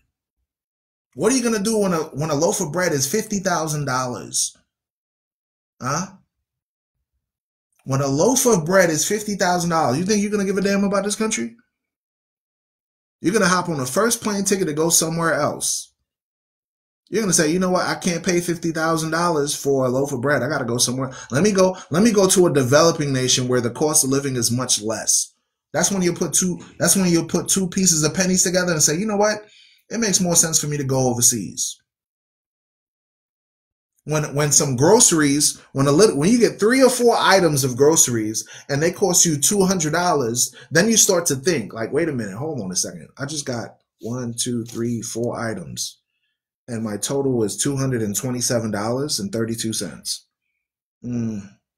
Should I stay here? Maybe you'll start to put 2 and 2 together. Maybe you'll start putting a critical thinking hat on. So guess what? For the commenter that said, what did the commenter say? The commenter said, sitting in the United States on the 4th of July with the freedom to talk. I'm not in America. I left America because America was so evil. I left Babylon the Great because Babylon was so evil. What's there to love? Seeing our people pew-pewed in the street? Seeing mass incarceration? What's there to love? A nation where people could just, with a driver's license, go in and get a pew-pew? Every day in America, you have 5 mass pew-pews going on. What's there to love? Right now, somebody's going to celebrate July 4th with a cookout, and there's going to be a pew-pew that happens. What's there to love? Oh, it's time for us to celebrate. Oh, yay, we independent. We free. No, you're not. You're going to go right back to work the next day. How are you free? They gave you a crumb. You're independent today. Take the day off from work. It's a holy day. Holy to who? Holy to the damn devil. Holy to who? July 4th is a holiday, right? The word holiday means holy day. Holy to who? This is the kingdom of sin. This is the kingdom of iniquity. So who is it holy to? I want you to put your hats on and walk with me. Jesus the Christ was tempted by the devil. The devil said to him, I'm going to give you all the kingdoms of the world if you bow down and worship me. Jesus said, do not bow down to Satan. I'm going to worship and serve only the Creator, the Most High God. Thou shalt not tempt the Lord thy God. Him only shall you serve. So if Satan left Jesus from that temptation and then went to the Romans, went to the Edomites and said, I'm going to give you all the kingdoms of the earth if you bow down and worship me. Guess what? Somebody took the deal. Somebody made a deal with the devil to be the top ruling nation on the planet. Who did that? When you discover your founding fathers of America, many of them were in secret societies. Many of them were Luciferians. Oh, it's going to hurt somebody's feelings. Many of them were Lucy, in love with Lucy. In love with Lucy. Secret societies. Bowing down to the devil. And now they're government officials. Now they're presidents, prime ministers, vice presidents, potentates, dictators, tyrants. Somebody had to take the deal with the devil. Somebody had to shake his hand and say, yeah, they're going to bow down, serve the demons. Do you think demons don't exist? If God exists, the opposite exists as well. Do you really think demons don't exist? Oh, we wrestle not against flesh and blood, but against principalities and powers. Principality is a government. Powers is a government. Spiritual forces, dark spiritual forces, rule over the physical plane. I'm trying to help somebody right now.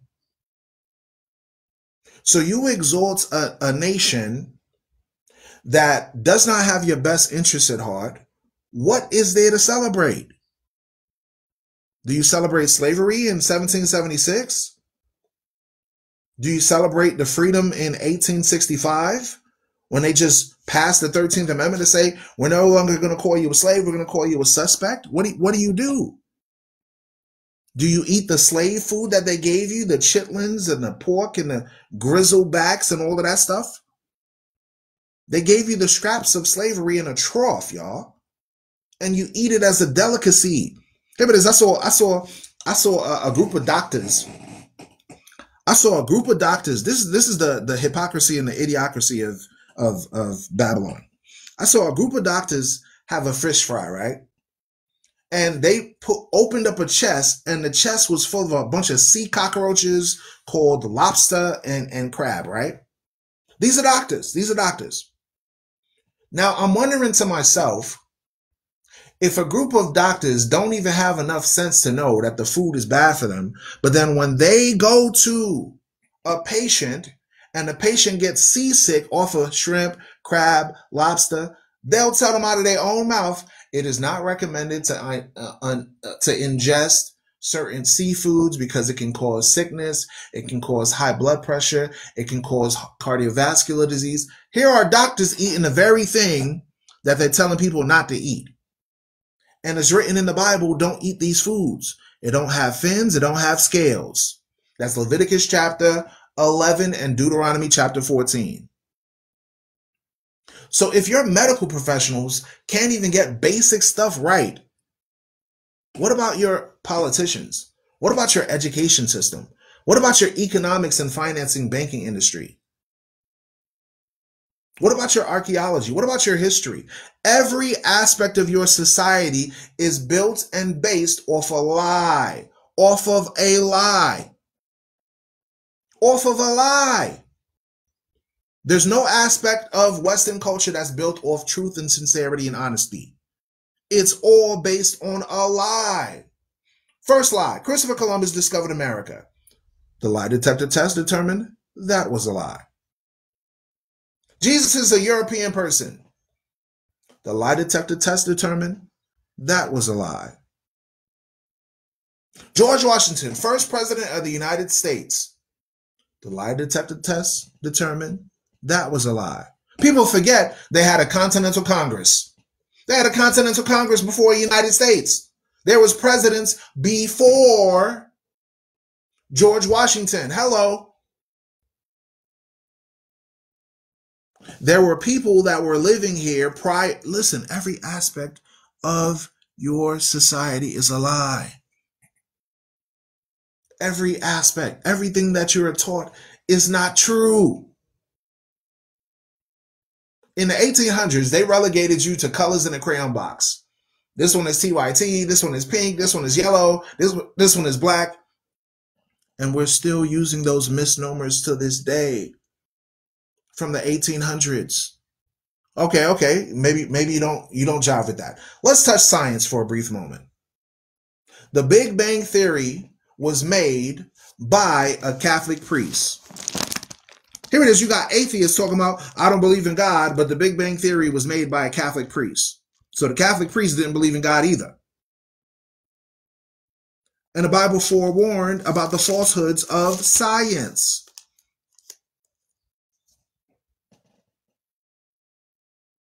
1 Timothy chapter 6, verse 20. O Timothy, keep that which is committed to thy trust, avoiding profane and vain babblings and oppositions of science, falsely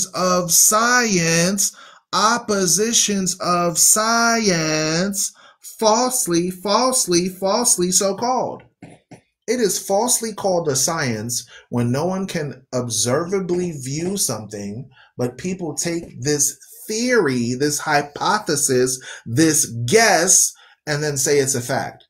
And then teach it in the school and say, billions of years ago, where nobody could see, a big explosion took place. And it went from hot to cold and hot to cold and hot to cold. And then a piece of it turned into a moon, and a piece of it turned into a sun, and a piece of it turned to planets. And then we have the earth. And then we have a theory, a guess of the preserved nations that we want to preserve. And let's call it the theory of natural selection and evolution. Let's call it a theory. Let's call it a guess. And you take it to be fact when you can't see any orangutan convert into a human being. Till this day, 2024. Bobby Peru says, it is Freedom Day. Freedom from what? You go back to work the very next day. Freedom from what? Is it freedom from paying bills? Is it freedom from bondage? Is it freedom from being forced into a system that your ancestors never accepted? Freedom from what?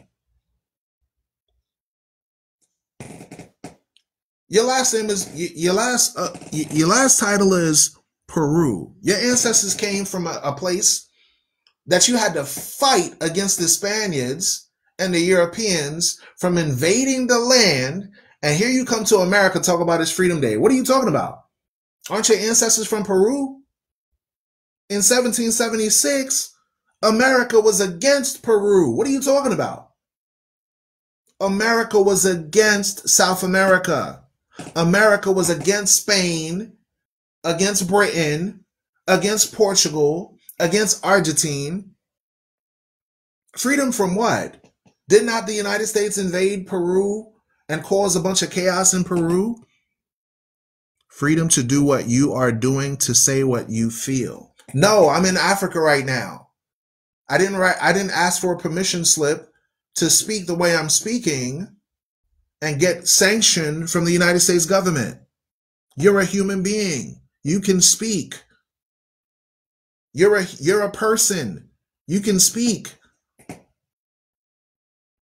Boy, oh boy, if I just start pulling out all the history about how America has dealt with South America, including Peru, it'll make your head spin. If I pull out all the history dealing with the Spanish and the Dutch and the French and Portugal and how they dealt with South America, it will make your head spin. Read a book sometime. Here's one recommendation. There's a book called The Destruction of the Indies by Bartolomé de las Casas. Let me say it again. The book is entitled The Destruction of the Indies by Bartolomé de las Casas.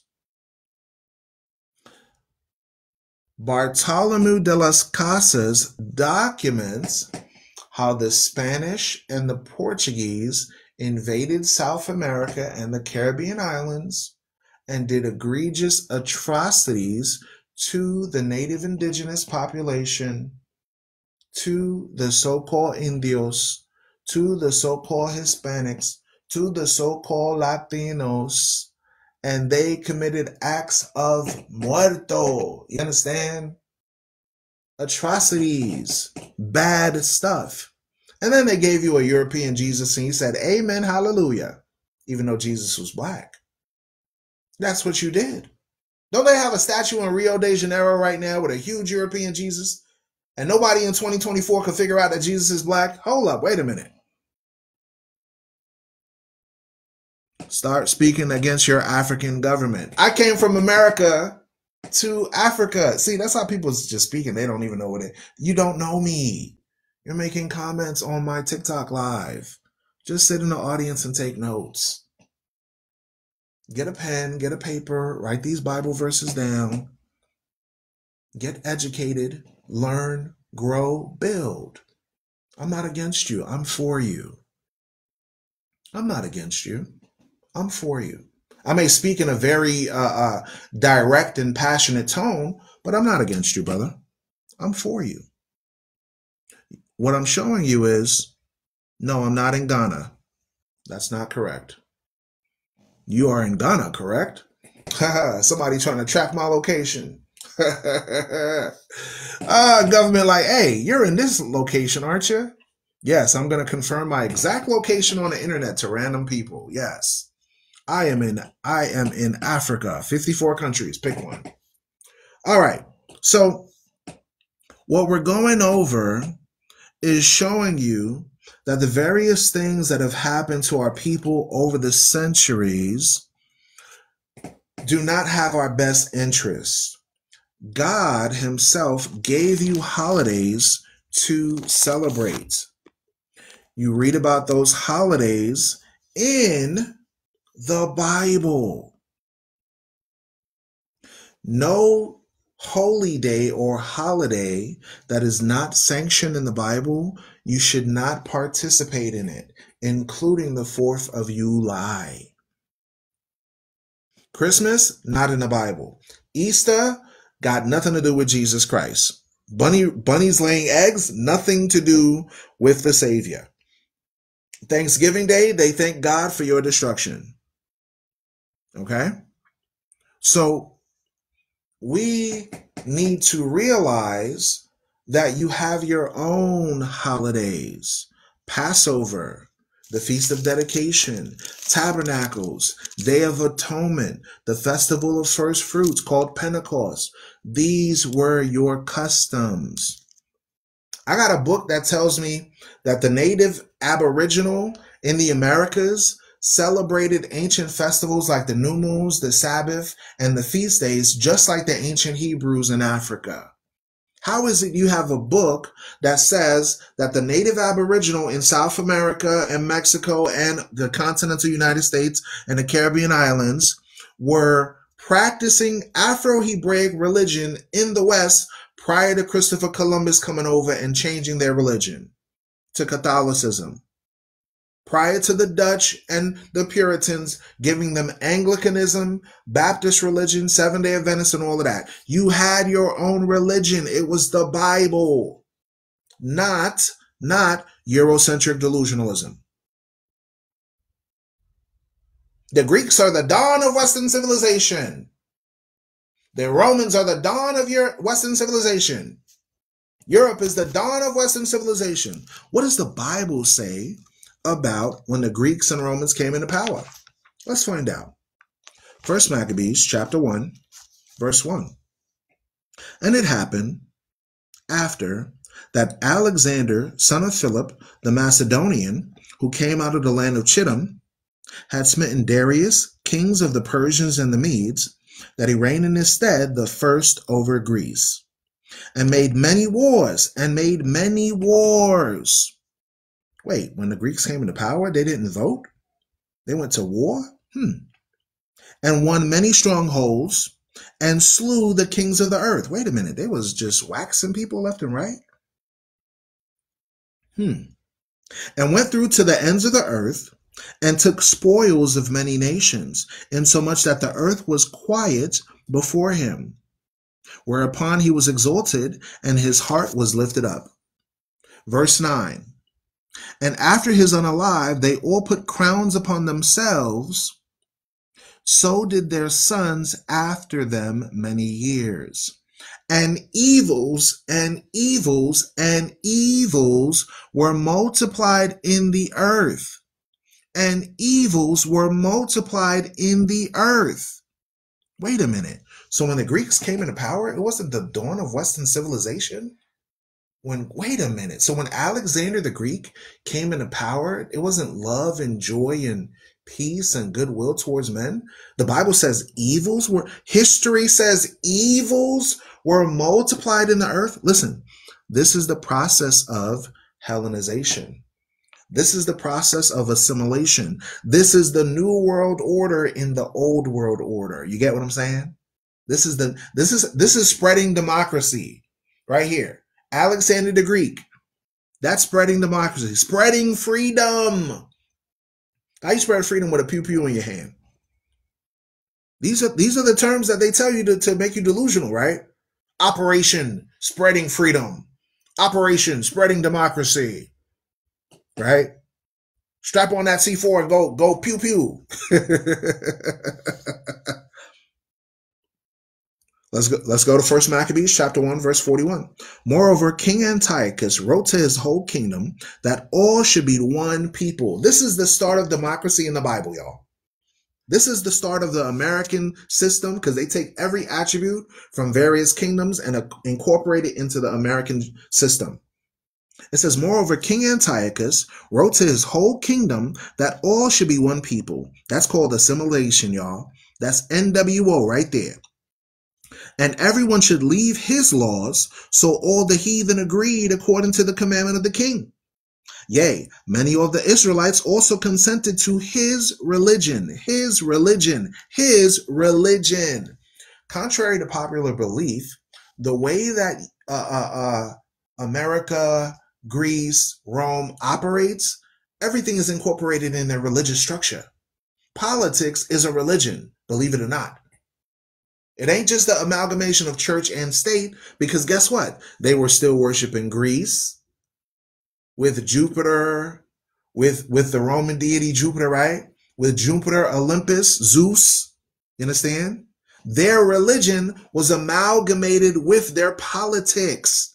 Their myths, their customs, their way of life was all associated with itself. The same thing with democracy. Democracy, Protestantism, Christianity, all the same thing.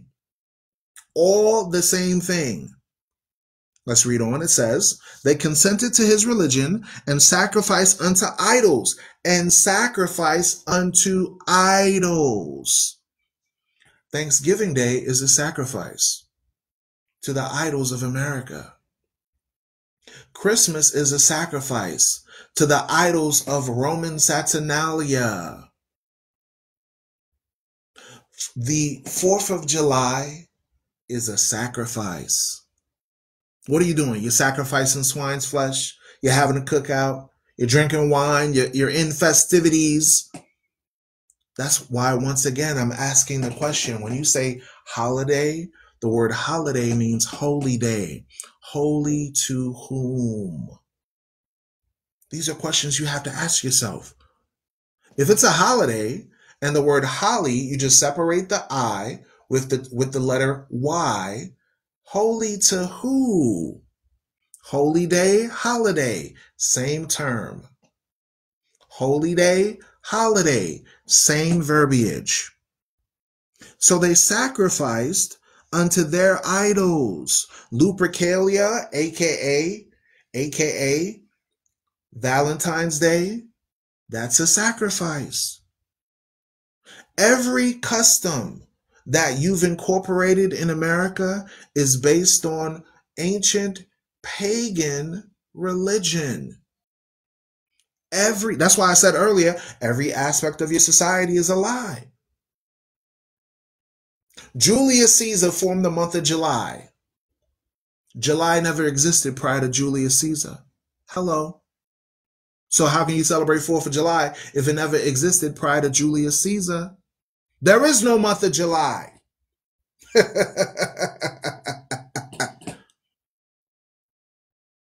Making you think so your head would spin. Making you think so your head would spin. Wait a minute. Julius Caesar, July, Julius Caesar. They made a calendar. They named the month after him, Julius Caesar, July. Then we fast forward to America. They made Independence Day July the 4th because that was the calendar date that they allegedly went to war and they proclaimed freedom from the British. Okay. So if you were living in Greece, would you celebrate July 4th? Hell nah. You see how we're putting two and two together? You see how we're putting two and two together? So, how did the Greeks operate during the time of colonization in Northeast Africa? It says, they sacrificed unto idols and profaned the Sabbath, verse 44. For the king had sent letters by messengers unto Jerusalem and the cities of Judah that they should follow the strange laws of the land. It's strange to follow Shazam and Zeus and Thor and Diana, aka Wonder Woman, but that's who they were worshiping back then. That's strange, but people still do it today. It's strange for you to participate in Olympic Games running around naked because those were dedicated to false gods. The Roman Colosseums are the American stadiums today. Every aspect of your society is a lie. The Olympic Games transition to the stadium events where you have a certain idol that you worship. I'm a Buffalo Bills fan. I'm a Miami Dolphins fan. That's an idol. That's an idol. You sing, you dance, you pledge allegiance, right? Halftime show, you're singing, you're dancing, giving acts of praise and worship. Oh, but I thought you didn't believe in a God. What are you doing worshiping? Why are you singing? Why are you singing during the games? Who are you singing to? Oh, I love this. I love this. I'm a Texas Dallas Cowboys fan. I'm a 49ers. Put up the idol. Put up the floats. Put up the parades. Let's dance. Let's sing. Let's rejoice. We're free to live in sin, to live in lawlessness, to live against God, to live ungodly, to live immorally. And guess what? You're going to be eating your unclean foods on the 4th of July. You're going to be smacking your lips on pork against the Bible. You're going to be getting drunk in a debaucherous nature. Then you're going to start looking at women funny. You're going to start looking at men funny. And you're going to do something that God says not to do. I know you're not my wife, but, let's kind of, let's have some fun. We had a couple drinks. We ate some unclean food. You look good. I look good. Let's look good together. Come to the back of the ranch. No. Sin. That's what this culture promotes. What we're reading here is the same thing that's going on in 2024. People are having events where they're worshiping other gods, celebrating other holidays established by the government. This is government-sanctioned frivolity. July 4th, sanctioned by the government, just like we're reading how Antiochus the king set up his own holidays for the people to worship their religion. Hello. People think I'm making this up. Watch this. First Maccabees chapter 8. First Maccabees chapter 8, verse 1. Now Judas heard the fame of the Romans. Let's jump down to verse 12. But with their friends and such as relied upon them, they kept amity, and they that had conquered kingdoms both far and nigh, insomuch as all that heard their name was afraid of them. Also that whom they would help to a kingdom those reign, and whom again they displace. Finally, that they were greatly exalted. Verse 15, moreover, how they had made for themselves a Senate house. Wait a minute. In the Bible, it says that the ancient Romans set up a Senate house. Does the United States of America have a Senate house? Yes or no? Does the United States have a Senate house? Yes or no? Yes or no? What are we reading? The Bible. the Bible. Let's make the parallels here. Ancient pagan practices from Greece and Rome amalgamated into America. Ancient practices from Greece and Rome amalgamated into America. New World Order in the Bible, New World Order in America. Religions taught in the Bible that were false, religions in America that are false. Let's go back. These are the evils that multiplied in the earth that the Bible is talking about. First Maccabees chapter 1, verse 43. This is King Antiochus. What did he do? This is history, y'all. Yea, many also of the Israelites consented to his religion, meaning politics and religion went hand in hand. Okay? Why do you think they're trying to pass laws to in one state they want to burn the Bibles, in another state they want to erect the 10 Commandments? The hypocrisy is ridiculous. Let's read on. It says, and sacrifice unto idols and profane the Sabbath, for the king had sent letters by messengers unto Jerusalem and the cities of Judah, and they should follow the strange laws of the land, and burnt offerings. That's a barbecue, y'all. That's a barbecue, y'all. And forbid burnt offerings and sacrifices and drink offerings in the temple, that they should profane the Sabbaths and festival days. So they said, oh, y'all some Judaizers, you can't do the religion of the Bible. God's laws are done away. This is Christianity right here. This is Christianity right here. They say, oh, you don't got to do what the Bible says. Do what the Roman government says to do. Follow what Big Daddy Sam, Uncle Sam says to do. That's what we're reading here. Church and state forcing their impression, their version, their Eurocentric delusional version of religion on an Afro-Hebraic culture. That's what we're reading right here. Let's read on. It says, and pollute the sanctuary and holy people, set up altars. Is there an altar in church? Yes, there is. And groves. Are there trees surrounded in a church? Yes, there is. Are there Christmas trees in the church? Yes, there is. And chapels of idols. When you visit the Catholic Church, the Anglican Church, the Presbyterian Church, they all have idols in it. Either statues or pictures as representations of a deity. The statue of Peter in the Vatican, that was a statue of Zeus. Nowhere does it say Peter looks like a European in the Bible. But they have the statue of Zeus, and they tell you, oh, that's Black Peter right there. Go kiss his foot. Chapels of idols.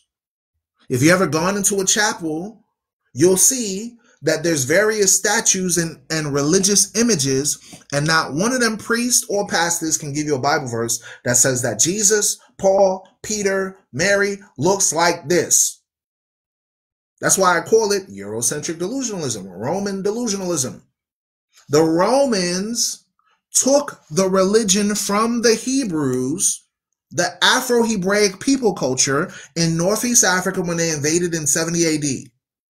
Then they reformatted the religion and said, hey, let's give you a Roman Catholic Church 300 years after Christ. 300 years after. 325 AD, they start passing laws. Those laws included what you do today. Subsequently, while the Roman Catholic Church was in power, they amalgamated Roman culture, Greek culture into the religion that has nothing to do with the Bible. Nothing to do with the Bible. Research December 25th. It's not in the Bible. Type Santa Claus in a Bible app. You can't find it. Type bunny rabbits laying eggs. You can't find it. So they mixed mythology, the paganism, with the Afro-Hebraic culture. So then when people start to read the Bible, then they say, hold up, I don't want nothing to do with religion because the Bible and the religion don't match up.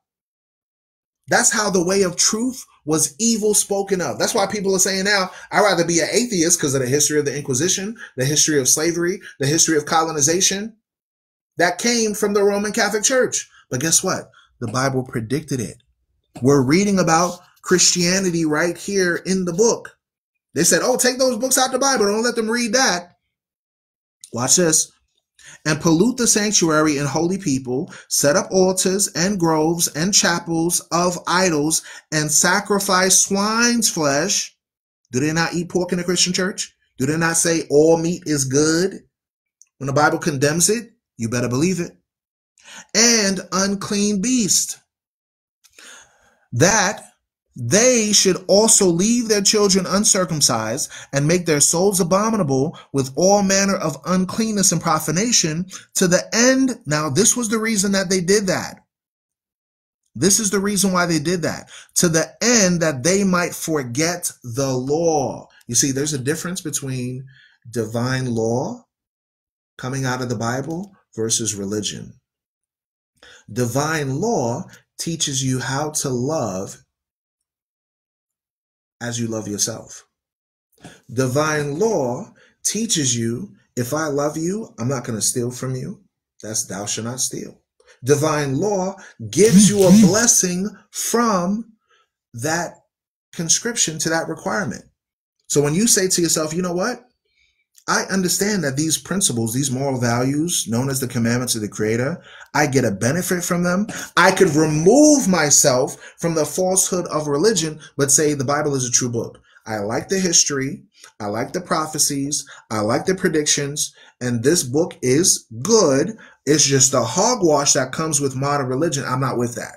So what I say is study the Bible from an Afro-Hebraic perspective, and then you'll understand the Bible a lot more clearly than if you went to the Christian church, because they're just going to teach you lies. There's a difference between the Bible itself versus the religious people, the denominations that have taught you from a European perspective and misrepresented a culture that's all about Africa. You understand? All about the people in Africa. You understand? There's a difference. So the goal of the Greeks and the Romans when they came into power, it was not the dawn of Western civilization. It was not, nobody voted for this. You do understand millions lost their lives for this. Let's read on. It says, to the end that they might forget the law and change all the ordinances. What did they change in Christianity? They said, you don't got to keep Saturday holy. Now keep Sunday holy. You don't got to keep the Feast of Dedication. Now you could keep Christmas. You don't got to keep Passover anymore. Now you could keep Easter. They changed what God said was holy, and they made it profane. They made it secular. They said, oh, you don't have to celebrate the new month celebration. No, you don't have to do that. But you could do Lent. You could do Valentine's Day. You could do 4th of July. 4th of July. That's what they did. Europe did the same thing because they got their religion from Rome. America did the same thing because they got their religion from Rome. They said if the Pope could pass a law and make it a holy day, we could do it too. Let's make our own holy day. Let's make President's Day. Let's make Veterans Day. Let's make Mama Day. Let's make Daddy Day. Let's make Cat Day. Let's make Dog Day. Let's make LGBTQRS Day. Let's make every day. Let's make everybody happy. Yay! But the Bible, they say, no, you don't got to do that. You don't have to follow God for what?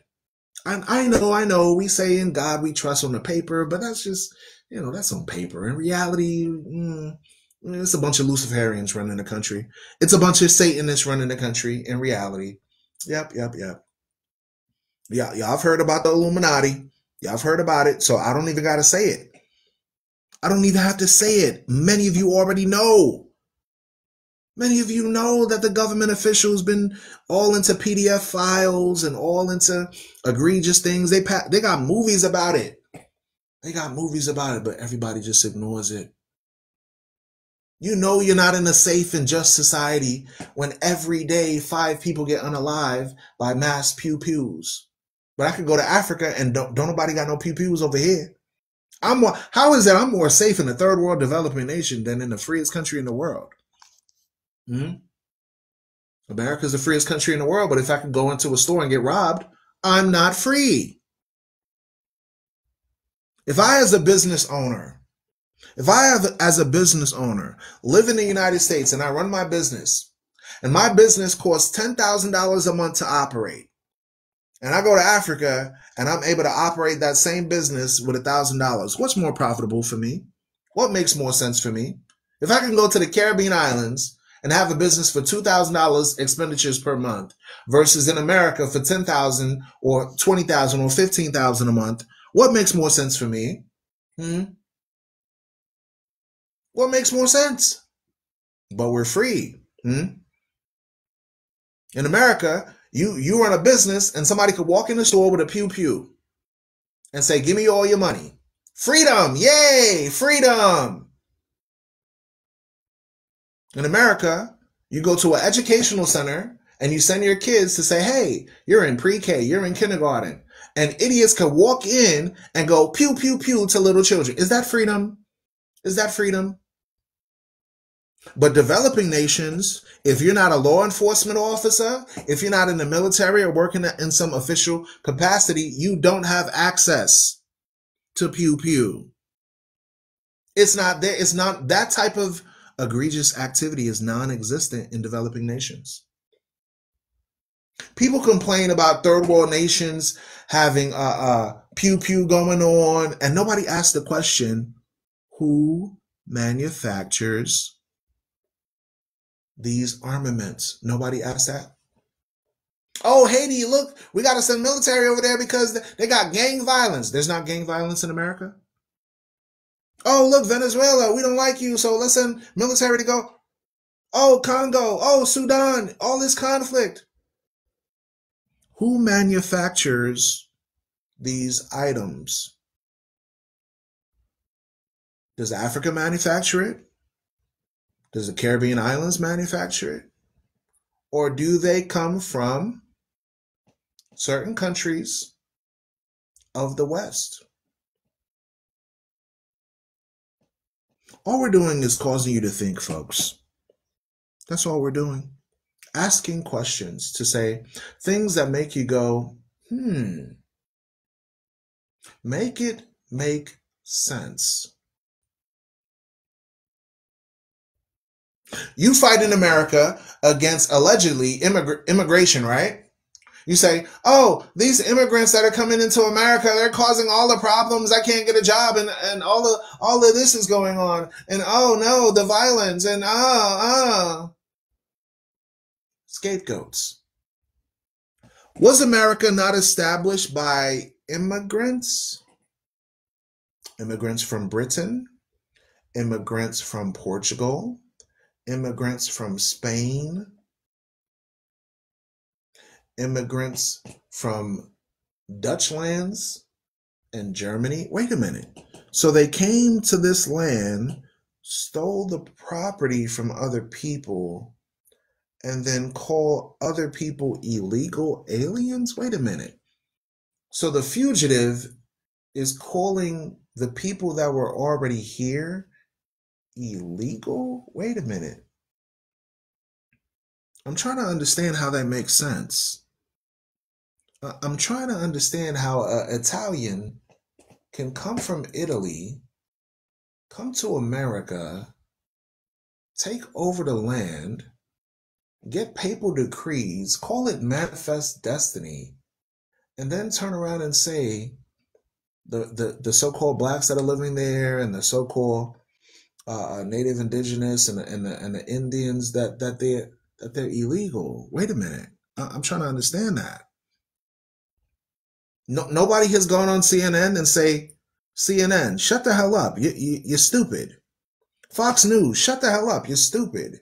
Historically speaking, you all are immigrants. This is a country filled with immigrants. The only one that has a right to complain about illegal immigrants is black people. That's it. Black people, native indigenous, aboriginal, whatever you want to call them, they're the only ones that have a right to complain about illegal occupation.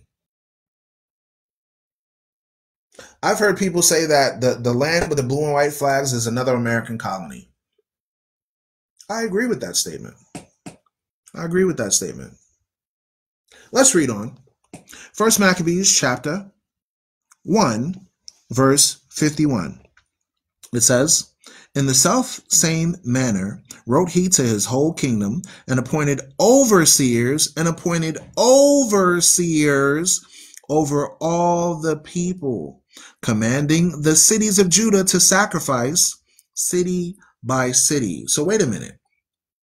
Did America have overseers? Yes or no? Write it in the chat. Did America have overseers? Yes or no? If your answer is yes, then this matches up with the Bible. It says, they set up overseers over all the people. That's going not over just the slave masters, but the governors, the mayors, right?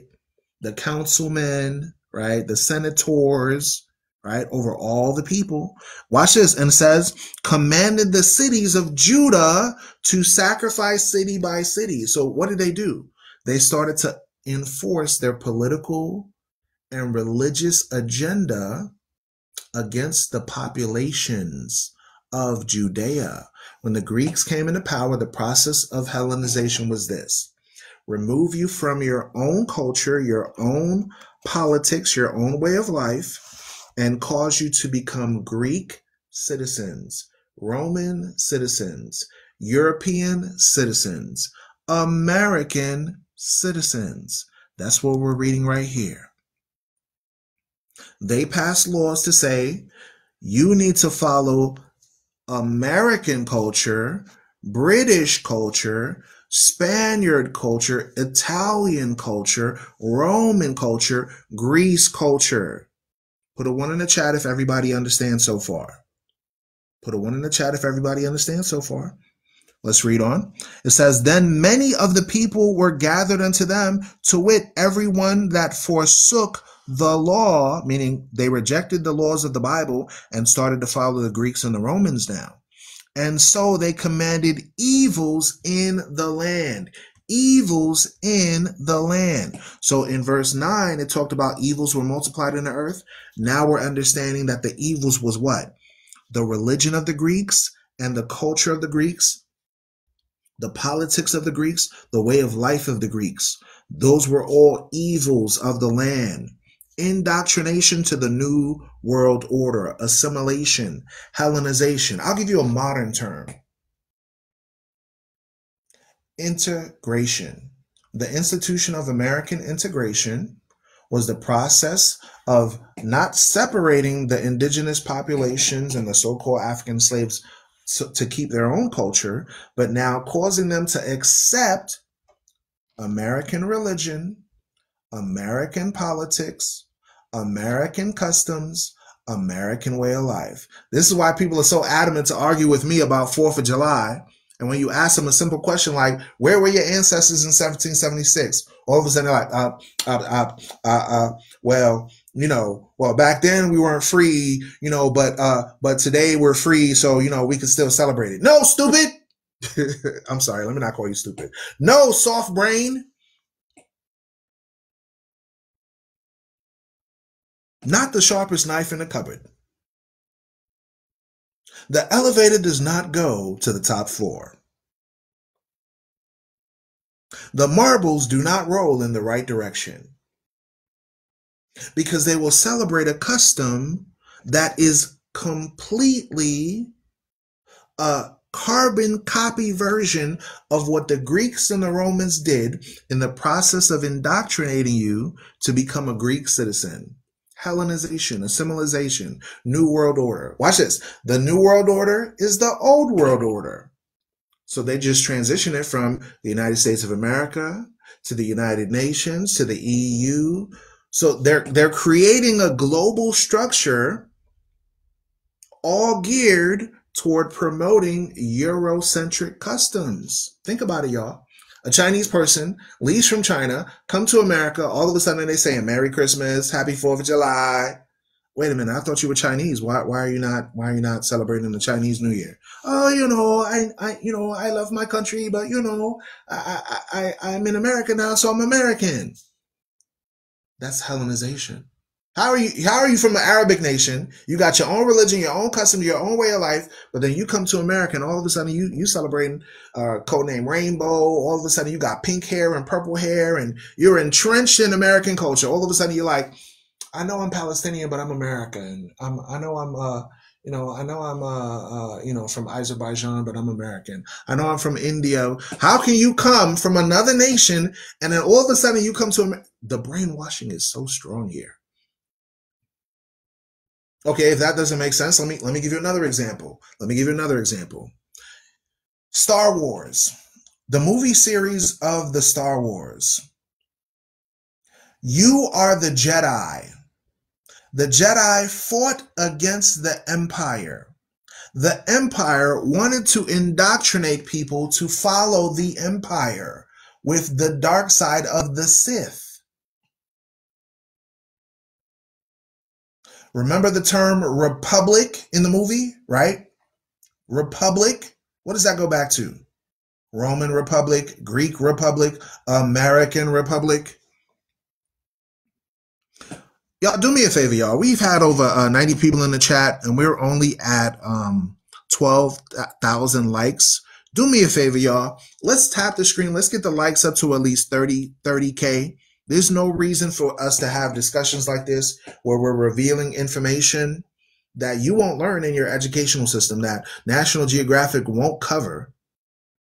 Radio stations out here will not cover this information. Show some love. Share the room with at least 10 people. If 90 people share with 10, we'll have 900 people easily. Easily. Tap the screen. Let's get the likes up to 30K. There shouldn't be any reason why I have to ask you to tap. If you're in the room longer than 30 minutes, you should be tapping the screen. Because the people that's flipping through, even when they hit the flip, they hit a heart and then leave. Let's read on. First Maccabees, chapter 1, verse 53. And drove the Israelites into secret places, even wheresoever they could flee for succor. What is this parallel to? This parallels to the ancient Israelites during the Roman Empire fleeing from Roman persecution. This parallels to when the Hebrews, the Afro-Hebrews that lived in Europe, fled into Africa, into Ghana, Nigeria, Benin, into Congo region in 1100 AD, 1200 AD, 1300 AD, 1400 AD to flee for succor. This parallels to the American system where you had underground railroads where people were fleeing from Greco-Roman persecution. Do you see how history repeats itself? The same way the ancient Israelites had to flee out of their nation to escape Greco-Roman persecution is the same way people in America had to run away from their own government that did not have their best interests at heart. Do you know right now in 2024 that over 200,000 wealthy Americans fled to Portugal to get right after the C-19 endemic happened? They saw the writing on the wall and they said that we got to go. And this was wealthy Americans. Do you know that there's an increase of activity of people exiting the country instead of going into the country? What do you think this whole passport bro movement thing is about? Do you really think that's not God trying to put in people's mind that they're tired of Western culture, tired of Western thinking, tired of Western way of life, that they need something new and fresh? Thank you. Thank Yah Almighty. Yeah, that's exactly right. Thank the Most High God for that. What do you think that's all about? People see the writings on the wall. There's an underground railroad right now of people leaving. Let's read on. What were some of the evils that was happening when the Greeks were in power? Watch this. Verse 56. And when they had rent in pieces the books of the law which they found, they burnt them with fire. Y'all, They were burning the Bibles and ripping up the Bibles. When the Greeks came into power, it wasn't the dawn of Western civilization. They were burning up the Bibles and ripping it up. The same thing with the Catholic Church. When you were reading the Bible, they said, no, I don't want you to read that Jesus is a black man. No, I don't want you to read that you got to keep the commandments of God. No, I don't want you to read, because if you read the book, you'll find out that my religion is a lie. And they started burning up the bodies. You can read it. You can read about this. 1777, Catholic Inquisitions, burning. Listen, 1776, America was set free, right? 1777, they're burning Bibles and people. Hello. They call you a Judaizer if you want to follow what the Bible says. Oh, you don't remember those people with the white sheets on their head? Y'all forget about that? Y'all forget that they're dressed in the same way as the Catholic Inquisition? Wait a minute. So the Catholic Inquisition, they just changed it from wearing purple and black garbs to now wearing the white sheets over their heads? Y'all don't know about that history? That's the history of the Inquisition, y'all. Guess what? Let's look at another parallel. Russia recently opened up a vault revealing that the biblical characters, including the main character of Christianity, Jesus Christ, was actually a melanated person. They said Jesus Christ is a black man. Mother Mary, black. Joseph, black. Moses, black. And instead of the European world saying, you know what, we accept this information, you have archaeological evidence that proves it, they said, no, we don't accept it. Guess what? The very next week, you hear of a story in America where someone goes in front of a church and burns Bibles right in front of the church. Oh, wait a minute. So as soon as you find out that Jesus is black, now you want to burn the Bible. Oh, really? Let's read this Bible verse again. 1 Maccabees chapter 1. What happened when the Greeks came into power? And when they had rent in pieces the books of the law, meaning they were tearing the Bible to shreds, which they found, they burnt them with fire. Do you see why it's important for y'all to read the Bible now? You are lucky to have these documents available, because during Greek times, they were trying to burn it. During Roman times, they were trying to burn it. During the Roman Catholic Church Inquisition, they were trying to burn it. And now in 2024, they're still trying to burn it. This is why it's very important. Even if you don't even believe in the Bible, read it for yourself. Investigate it for yourself. You see, truth does not fear investigation, only lies because of intimidation. Think about that for a moment. If the information wasn't true, why burn it? Why tear it in pieces? Why try to ban it? They tried to ban the apocryphal writings of the Bible. They tried to ban the book of Enoch. They tried to ban Jubilees. They tried to ban the book of Jasher. They tried to ban the book of Exodus. Why do you think they didn't want the slaves reading about slaves being free from Africa? Come on, y'all. Why did they not want you to read about the book of Exodus, Moses setting a bunch of people free from slavery in Egypt? That's in Africa. No, don't read that. Why did they not want you to read the book of Revelation that says, he that leads into slavery shall go into slavery. He that unalives with the sword must be unalived with the sword. Here is the patience and the faith of the saints. Why did they not want you to read that? Why did they put so much fear in you to say, oh, okay, we try to rip it up from you. You couldn't read it right. We're going to tell you what the Bible says. And if you don't believe us, we're going to burn you and that Bible. That's what they did. That's what they did. That's what they did, y'all. That's what they did. 1 Maccabees chapter 1, verse 56. What happened when the Greeks, listen, nobody voted for this. What happened when the Greeks and Romans came into power? It says, and when they had rent in pieces the books of the law, which they found, they burnt them with fire. And wheresoever was found with any of the book of the testament, or if any consented to the law, the king's commandment was that they should put him to deletion. Wow. So you're telling me, Forefront Radio, that the Bible was so significant that people were willing to lose their lives to read it, to know it? That the Greeks and the Romans, that they were unaliving people that was caught reading the books of the Testament? Wait a minute. Y'all take these books for granted. You don't know how important these texts are. These texts will help you alleviate your mind from the psychological disorder that you suffer from. You have an affinity towards a nation state that did this. No one should have any affinity to any nation state on the planet. You are free people of the world. You should be able to travel anywhere, go anywhere, do anything as long as it's reasonable and lawful. If I wanted to go to the Caribbean islands and spend 2 to 3 weeks there, why do I have to pay an expensive plane ticket of close to $2,000 for a taxi, an air taxi, just to go from point A to point B? You got to spend anywhere from $800 to $2,000.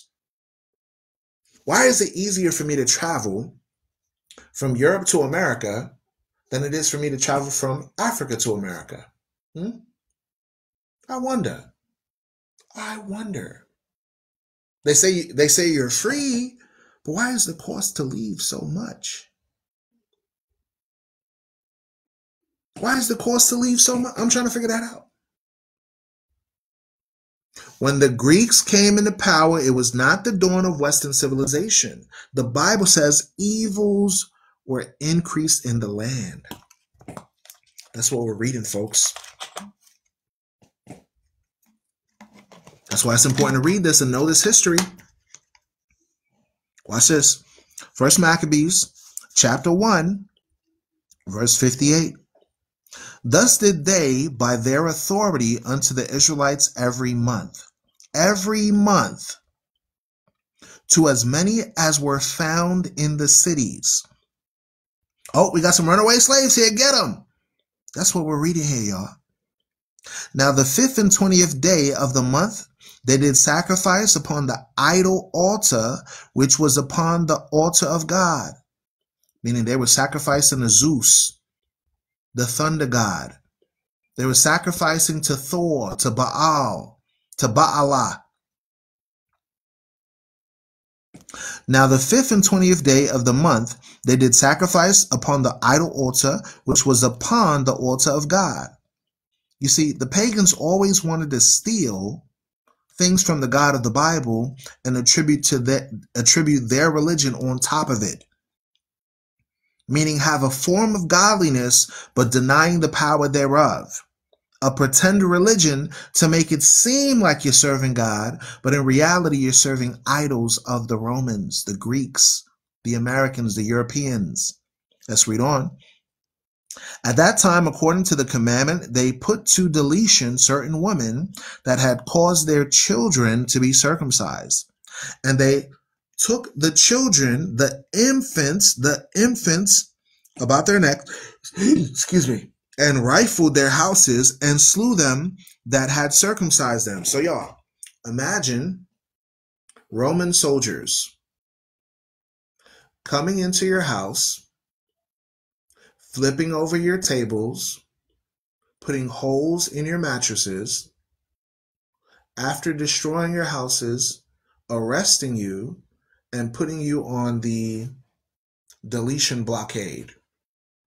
Okay? Maybe that doesn't make sense. Let's parallel it to today. Breonna Taylor. A police raid takes place where they rifle through her house, bust up her furniture, pew her and the man that she was living with. I'm trying to help you make it make sense, baby. The same thing happened back then with the military arm of the Greco-Roman Empire is the same thing that you see happening in America. Oh, it's so bad even Europeans are getting it. Guess what? Kyle Rittenhouse, what was he going to court issues for? Did he not go with a pew and go over to event that had nothing to do with him miles away? And did he not just pew pew American citizens?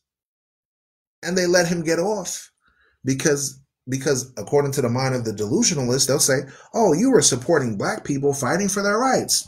Then you're a traitor to European people. That's how delusional they are. That's how delusional they are. Eurocentric delusionist terrorists goes pew pew against another European. They'll justify it and say, well, it's because they were supporting black people, so that means they deserve to get it. That is delusionalism. That is delusionalism. When your own people aren't even safe from their own people because they have such propensities towards negative vitriol towards another people group. It makes no sense, y'all. If it was a free, and that's why I'm saying 4th of July for what? Independent from what? You're going to hear another story of another account of cultural, political, and protesting going on because the global elites do not have your best interest at heart. But they'll give you some crumbs. They'll say, hey, come to Walmart, buy some fireworks. Come to Walmart, buy some candy. Here you get a cheap $70 stove, $70 grill. We're gonna sell it to you for $19.99, even though it cost us like $2 to make it. We just took metal and bent it and made it into a grill, and we're gonna sell it to you for $20, even though the original quote unquote price that we allege is $70, right?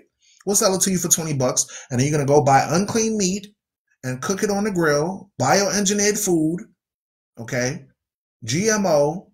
Just to come back to the hospital years later with some cancer or some other ailments, colon issues. But we want you to be free. We want you to celebrate your freedom. July 4th. God bless America, my home, sweet home. Oh, let's have a discount. We're going to give you your cores for cheap. Go ahead and get your cores. Go get your buds. Go get your catnip. Go enjoy yourself. Even though the Bible says to be sober, we don't really agree with the Bible, so go to the store and get whatever you need and, get into debaucherous things and be festive and then come to work next day with a hangover. That's what they want. That's what they want. Live it up. Do what you want to do. They say there is no God, even though all these prophecies that we're reading in the Bible are true and they parallel. They say, no, God for what? Don't follow God, follow 4th of July. It's okay. Be free. You're free to live in sin and debauchery until Judgment Day comes. But once Judgment Day comes, then you're like, oh no, there is a God. Oh no, I've been living in evil all my life. Oh no, I haven't been following the Bible correctly. I've been following the ways of the Gentiles. Oh no. Y'all understand how significant this information we're giving you is? We're trying to help you put things in perspective, to make things that just make you just think. I'm not here to convert you. I'm not here to say, hey, join my church. I'm just giving you information. We're reading the Bible and going over history and going over current events and going over parallels. That's all we're doing. Let's read on. 1 Maccabees chapter 1, verse 60. At that time, according to the commandment, they unalived certain women that had caused their children to be circumcised. And they took the children, the infants, about their necks and rifled their houses and slew them and that had circumcised them. So if you wanted to follow Afro-Hebraic culture, they would call you a Judaizer. And they would persecute people that wanted to follow the Bible. You want to follow the ways of God, you're gonna be persecuted. Trust me. You gave me a lot of information that I was not aware of. All praise to the Most High. This is for educational purposes only. All right, let's tap the screen. Let's get the likes up, y'all, to 30K, please. Share the room with at least 10 people. Tap that screen, please. Let's continue. Verse 62, howbeit many in Israel were fully resolved and confirmed in themselves not to eat any unclean thing. Our ancestors were so adamant about standing up for God that they rather be unalived than to smack their lips on pork. Here it is. You freely eat the slave food. It's slave food. They tell you it's slave food, but you freely eat it. But our ancestors would rather be unalive than to eat it. You read about this in 2 Maccabees chapter 7. In 2 Maccabees chapter 7, you read about a woman that had 7 sons and another man named Eleazar. The Greeks were unaliving them and dismembering these folks because they would not smack their lips on pork. But here in 2024, you took the slave food that you got and you say, you know what? I'm going to eat the slave food because it tastes good. It's a delicacy. It's a delicate. I got video on my backup page where doctors, physicians, cardiovascular surgeons are telling people you need to stop eating pork. Pork consumption can lead to parasitic infections. It can lead to cardiovascular disease. And one of the people didn't want to listen. Now they pull up an x-ray and the woman got tapeworms in her brain, tapeworms in her lungs, tapeworms in her whole entire skeletal structure broke because there were so many worms in her body that her body could not sustain proper homeostasis. The bones got so brittle because all the energy was being sucked in by the worms.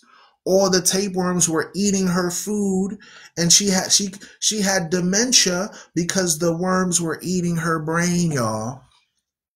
Now, here are doctors telling you pork consumption is not good for you. But if you would only read the Bible and apply the divine law that God says, listen, this pork right here is the garbage disposal of the earth. I put this animal on the planet so whenever you have unalive bodies, you could put those things on the earth and the pig would eat it. That's its purpose. Every animal, every plant on the planet has a purpose and function. You have some that are good for you and some that are bad for you. But Christianity, churchianity rather, would brainwash you to say everything is good to eat, but you won't eat poison ivy. You know poison ivy is bad. You won't eat a scorpion. You know scorpions are bad. You won't eat a venomous snake. You know that's bad. But when it comes to food God says not to eat, you say, no, it's all good in Jesus. No, that came from the Greeks and the Romans indoctrinating us to eat shrimp, crab, lobster. What's the difference between a cockroach and a shrimp? Crawfish, scorpions. You got cockroaches on land, you got cockroaches in the water. That's it.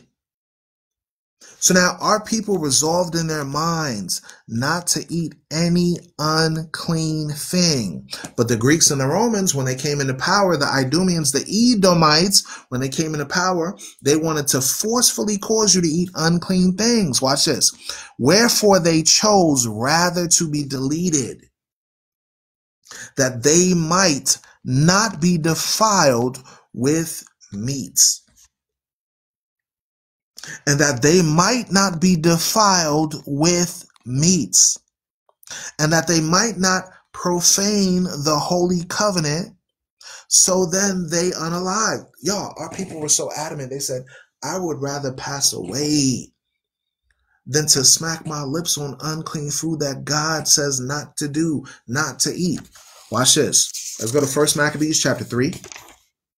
These are the evils that were multiplied in the earth that happened when the Greeks and the Romans came into power. And this parallels the European system and the American system, showing you why we should not celebrate the 4th of July. Watch this. 1 Maccabees chapter 1, verse 41.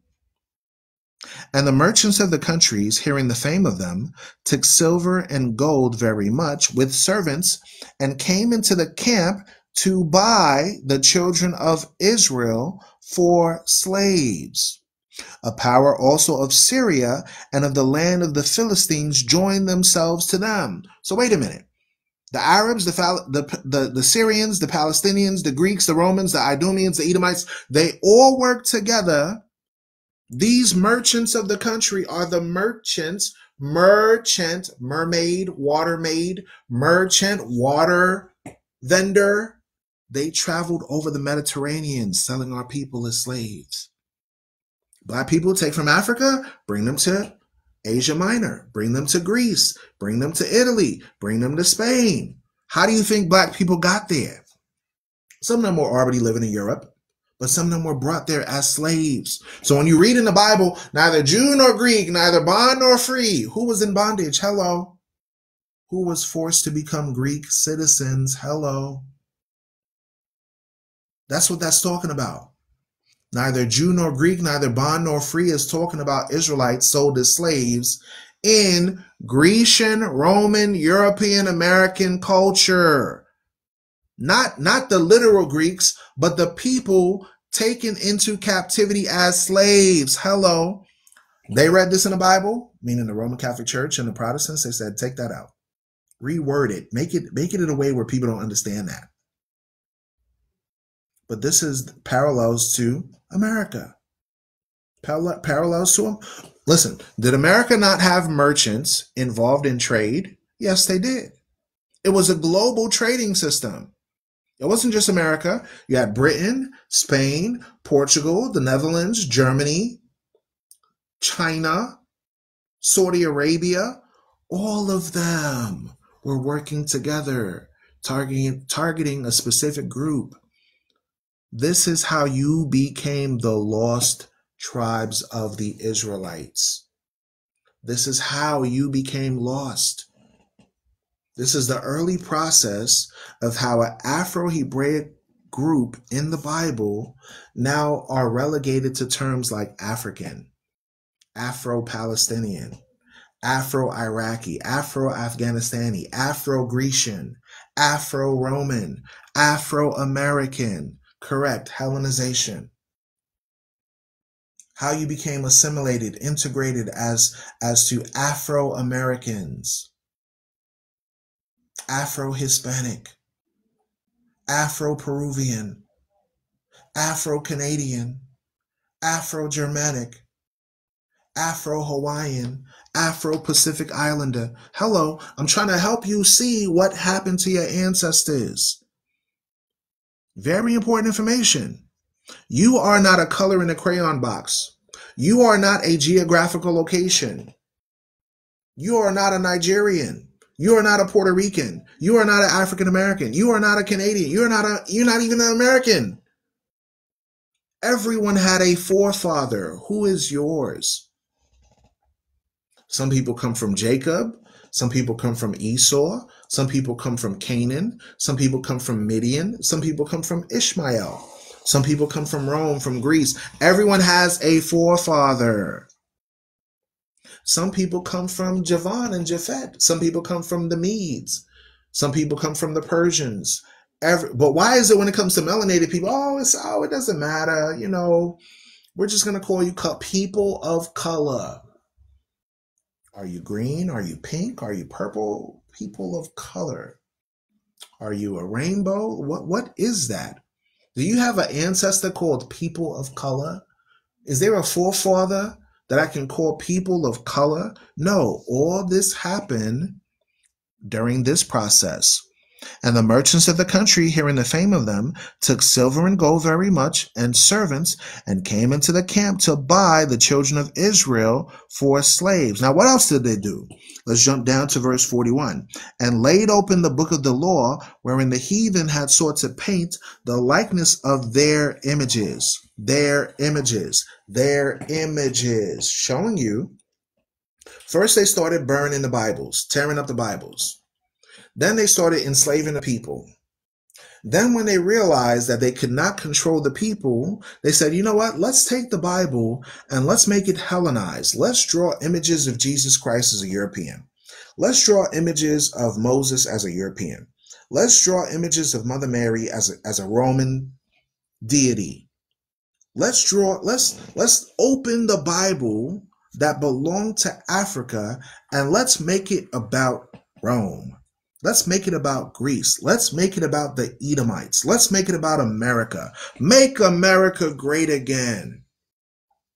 So if you can't burn the Bibles, how about you just integrate religion? Let's do that. Let's integrate it. Let's everyone be free. We're gonna be free, but we're gonna give you your own holidays. You don't really have to care about the holidays of the Bible. Just know that God loves you. Just know that God loves you. Let's sing together. Red and yellow, black and white. We are precious in his sight. Jesus loves the little children of the world. Let's sing it together. Red and yellow, black and white. They are precious in his sight. Jesus loves the little children of the world.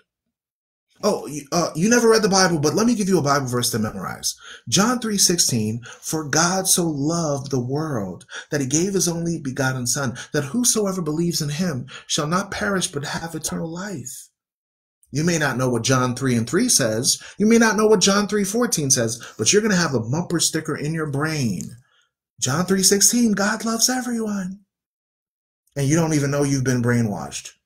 Where was John 3:16 during colonization? Where was John 3:16 during slavery? Where was for God so loved the world during the indoctrination?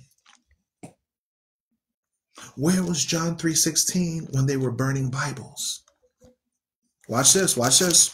Let's go to the New Testament, because it's saying the same thing about these traditions that we followed. All of these traditions are vain.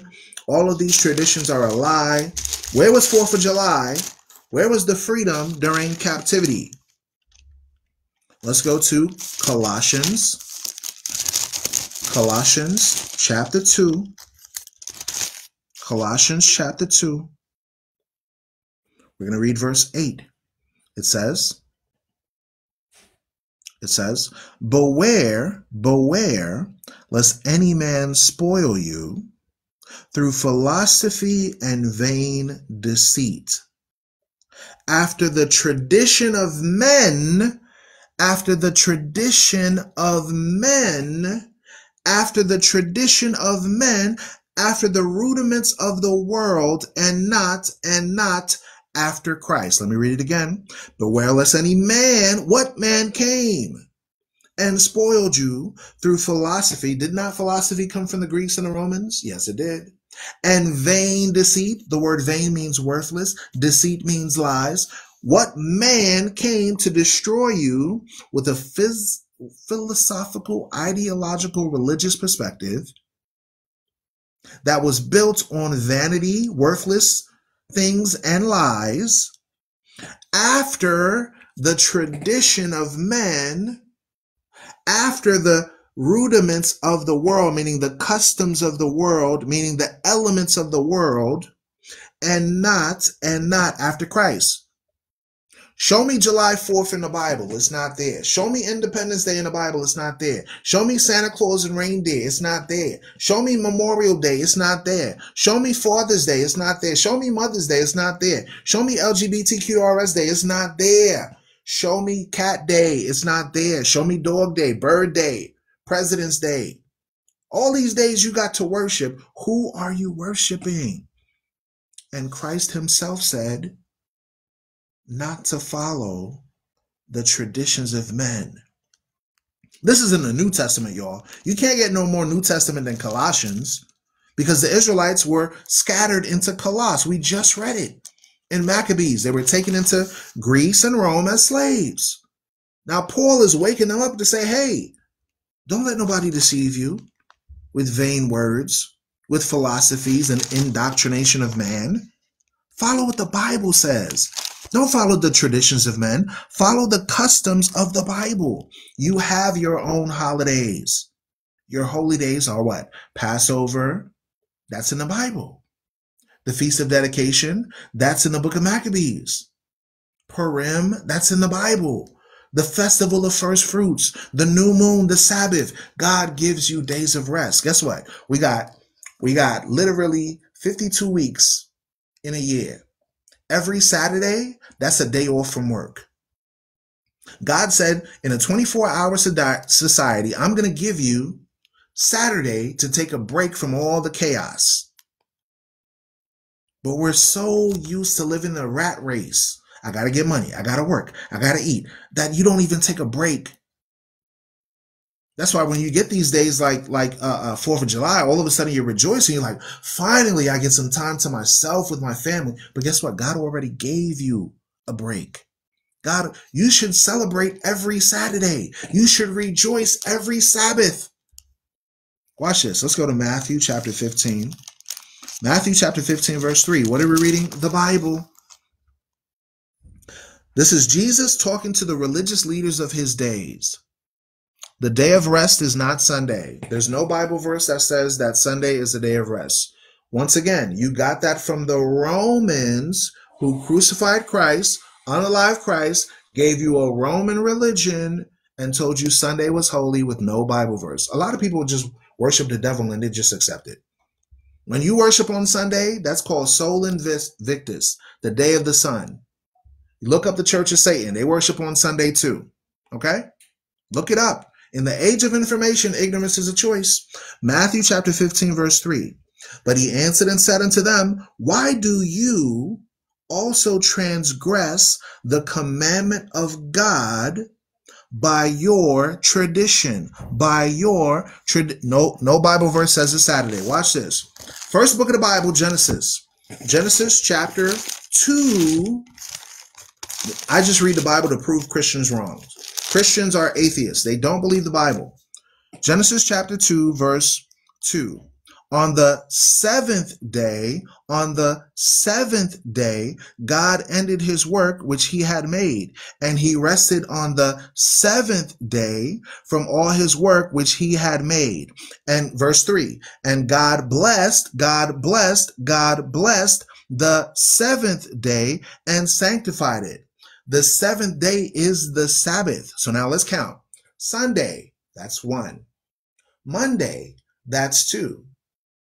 Tuesday, that's 3. Wednesday, that's 4.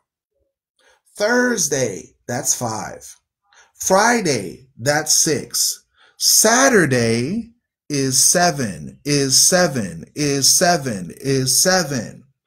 Once again, the commenter said, no Bible verse says it's Saturday. Let's read the Bible verse again. Genesis chapter 2, verse 2. And on the seventh day, is Saturday the seventh day of the week? Let's ask people that speak Spanish. What is the Spanish word for Saturday? Sábado. Does sábado sound like Sabbath? Yes. Let's ask people that speak French and Creole. What day is called Saturday in French and Creole? Oh, they call it Saba. Does Saba sound like Sabbath? Yes. When is Sabbath? Saturday. For some strange reason, they count from Monday.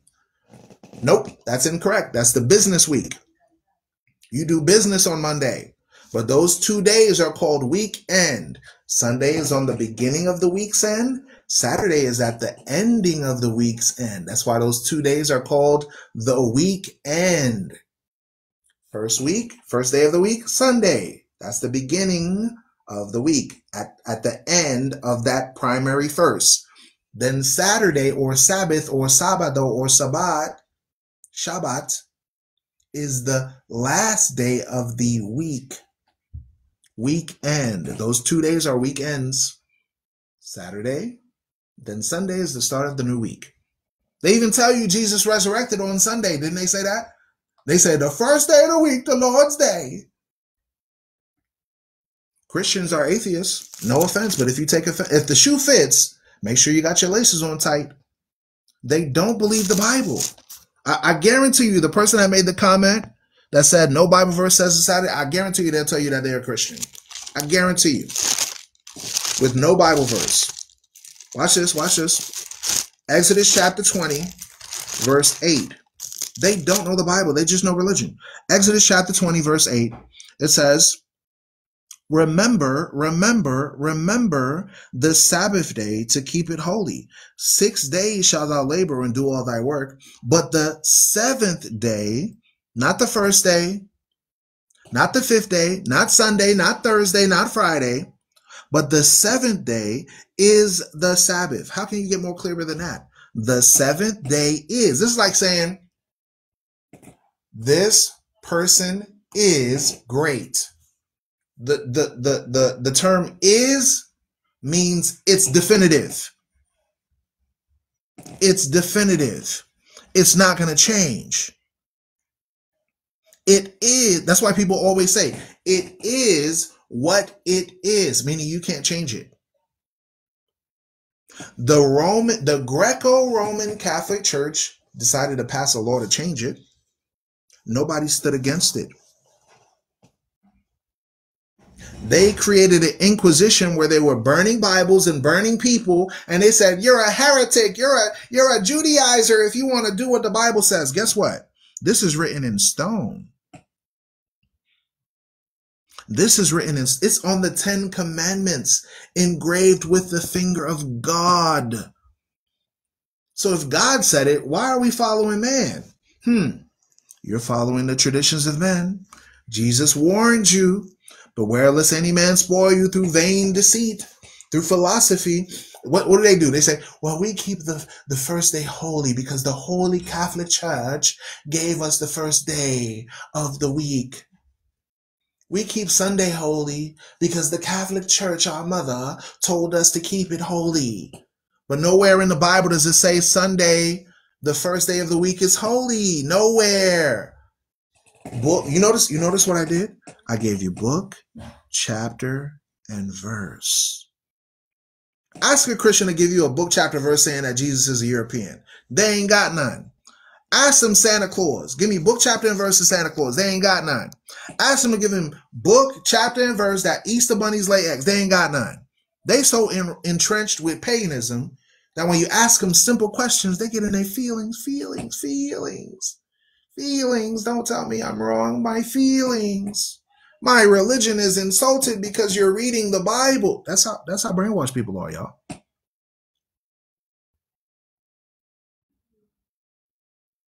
You understand? Because a lot of us were raised doing what our mother and our fathers told us, but you never read it in the Bible. Now we're reading the Bible to deprogram the years of indoctrination that you received. You understand? So once you read the book and you have an accurate assessment of what's going on here, you'll be able to make informed decisions on what you'll accept and what you shouldn't accept. If God says that we're following the traditions of man, then you got to start asking questions. Okay, where did 4th of July come from? Can I read 4th of July in the Bible? Where did Satan Claus come from? I said it right. Can I read Satan Claus in the Bible? Where did all of these festivals that we celebrate come from? Can I find it in the... If your answer is no, that means you've been deceived. Thank you for listening to the Forefront Radio. I appreciate everyone that has joined in the discussion. You can find the Forefront Radio on Spotify, iHeartRadio, YouTube. If you haven't subscribed, take a moment to subscribe to this account.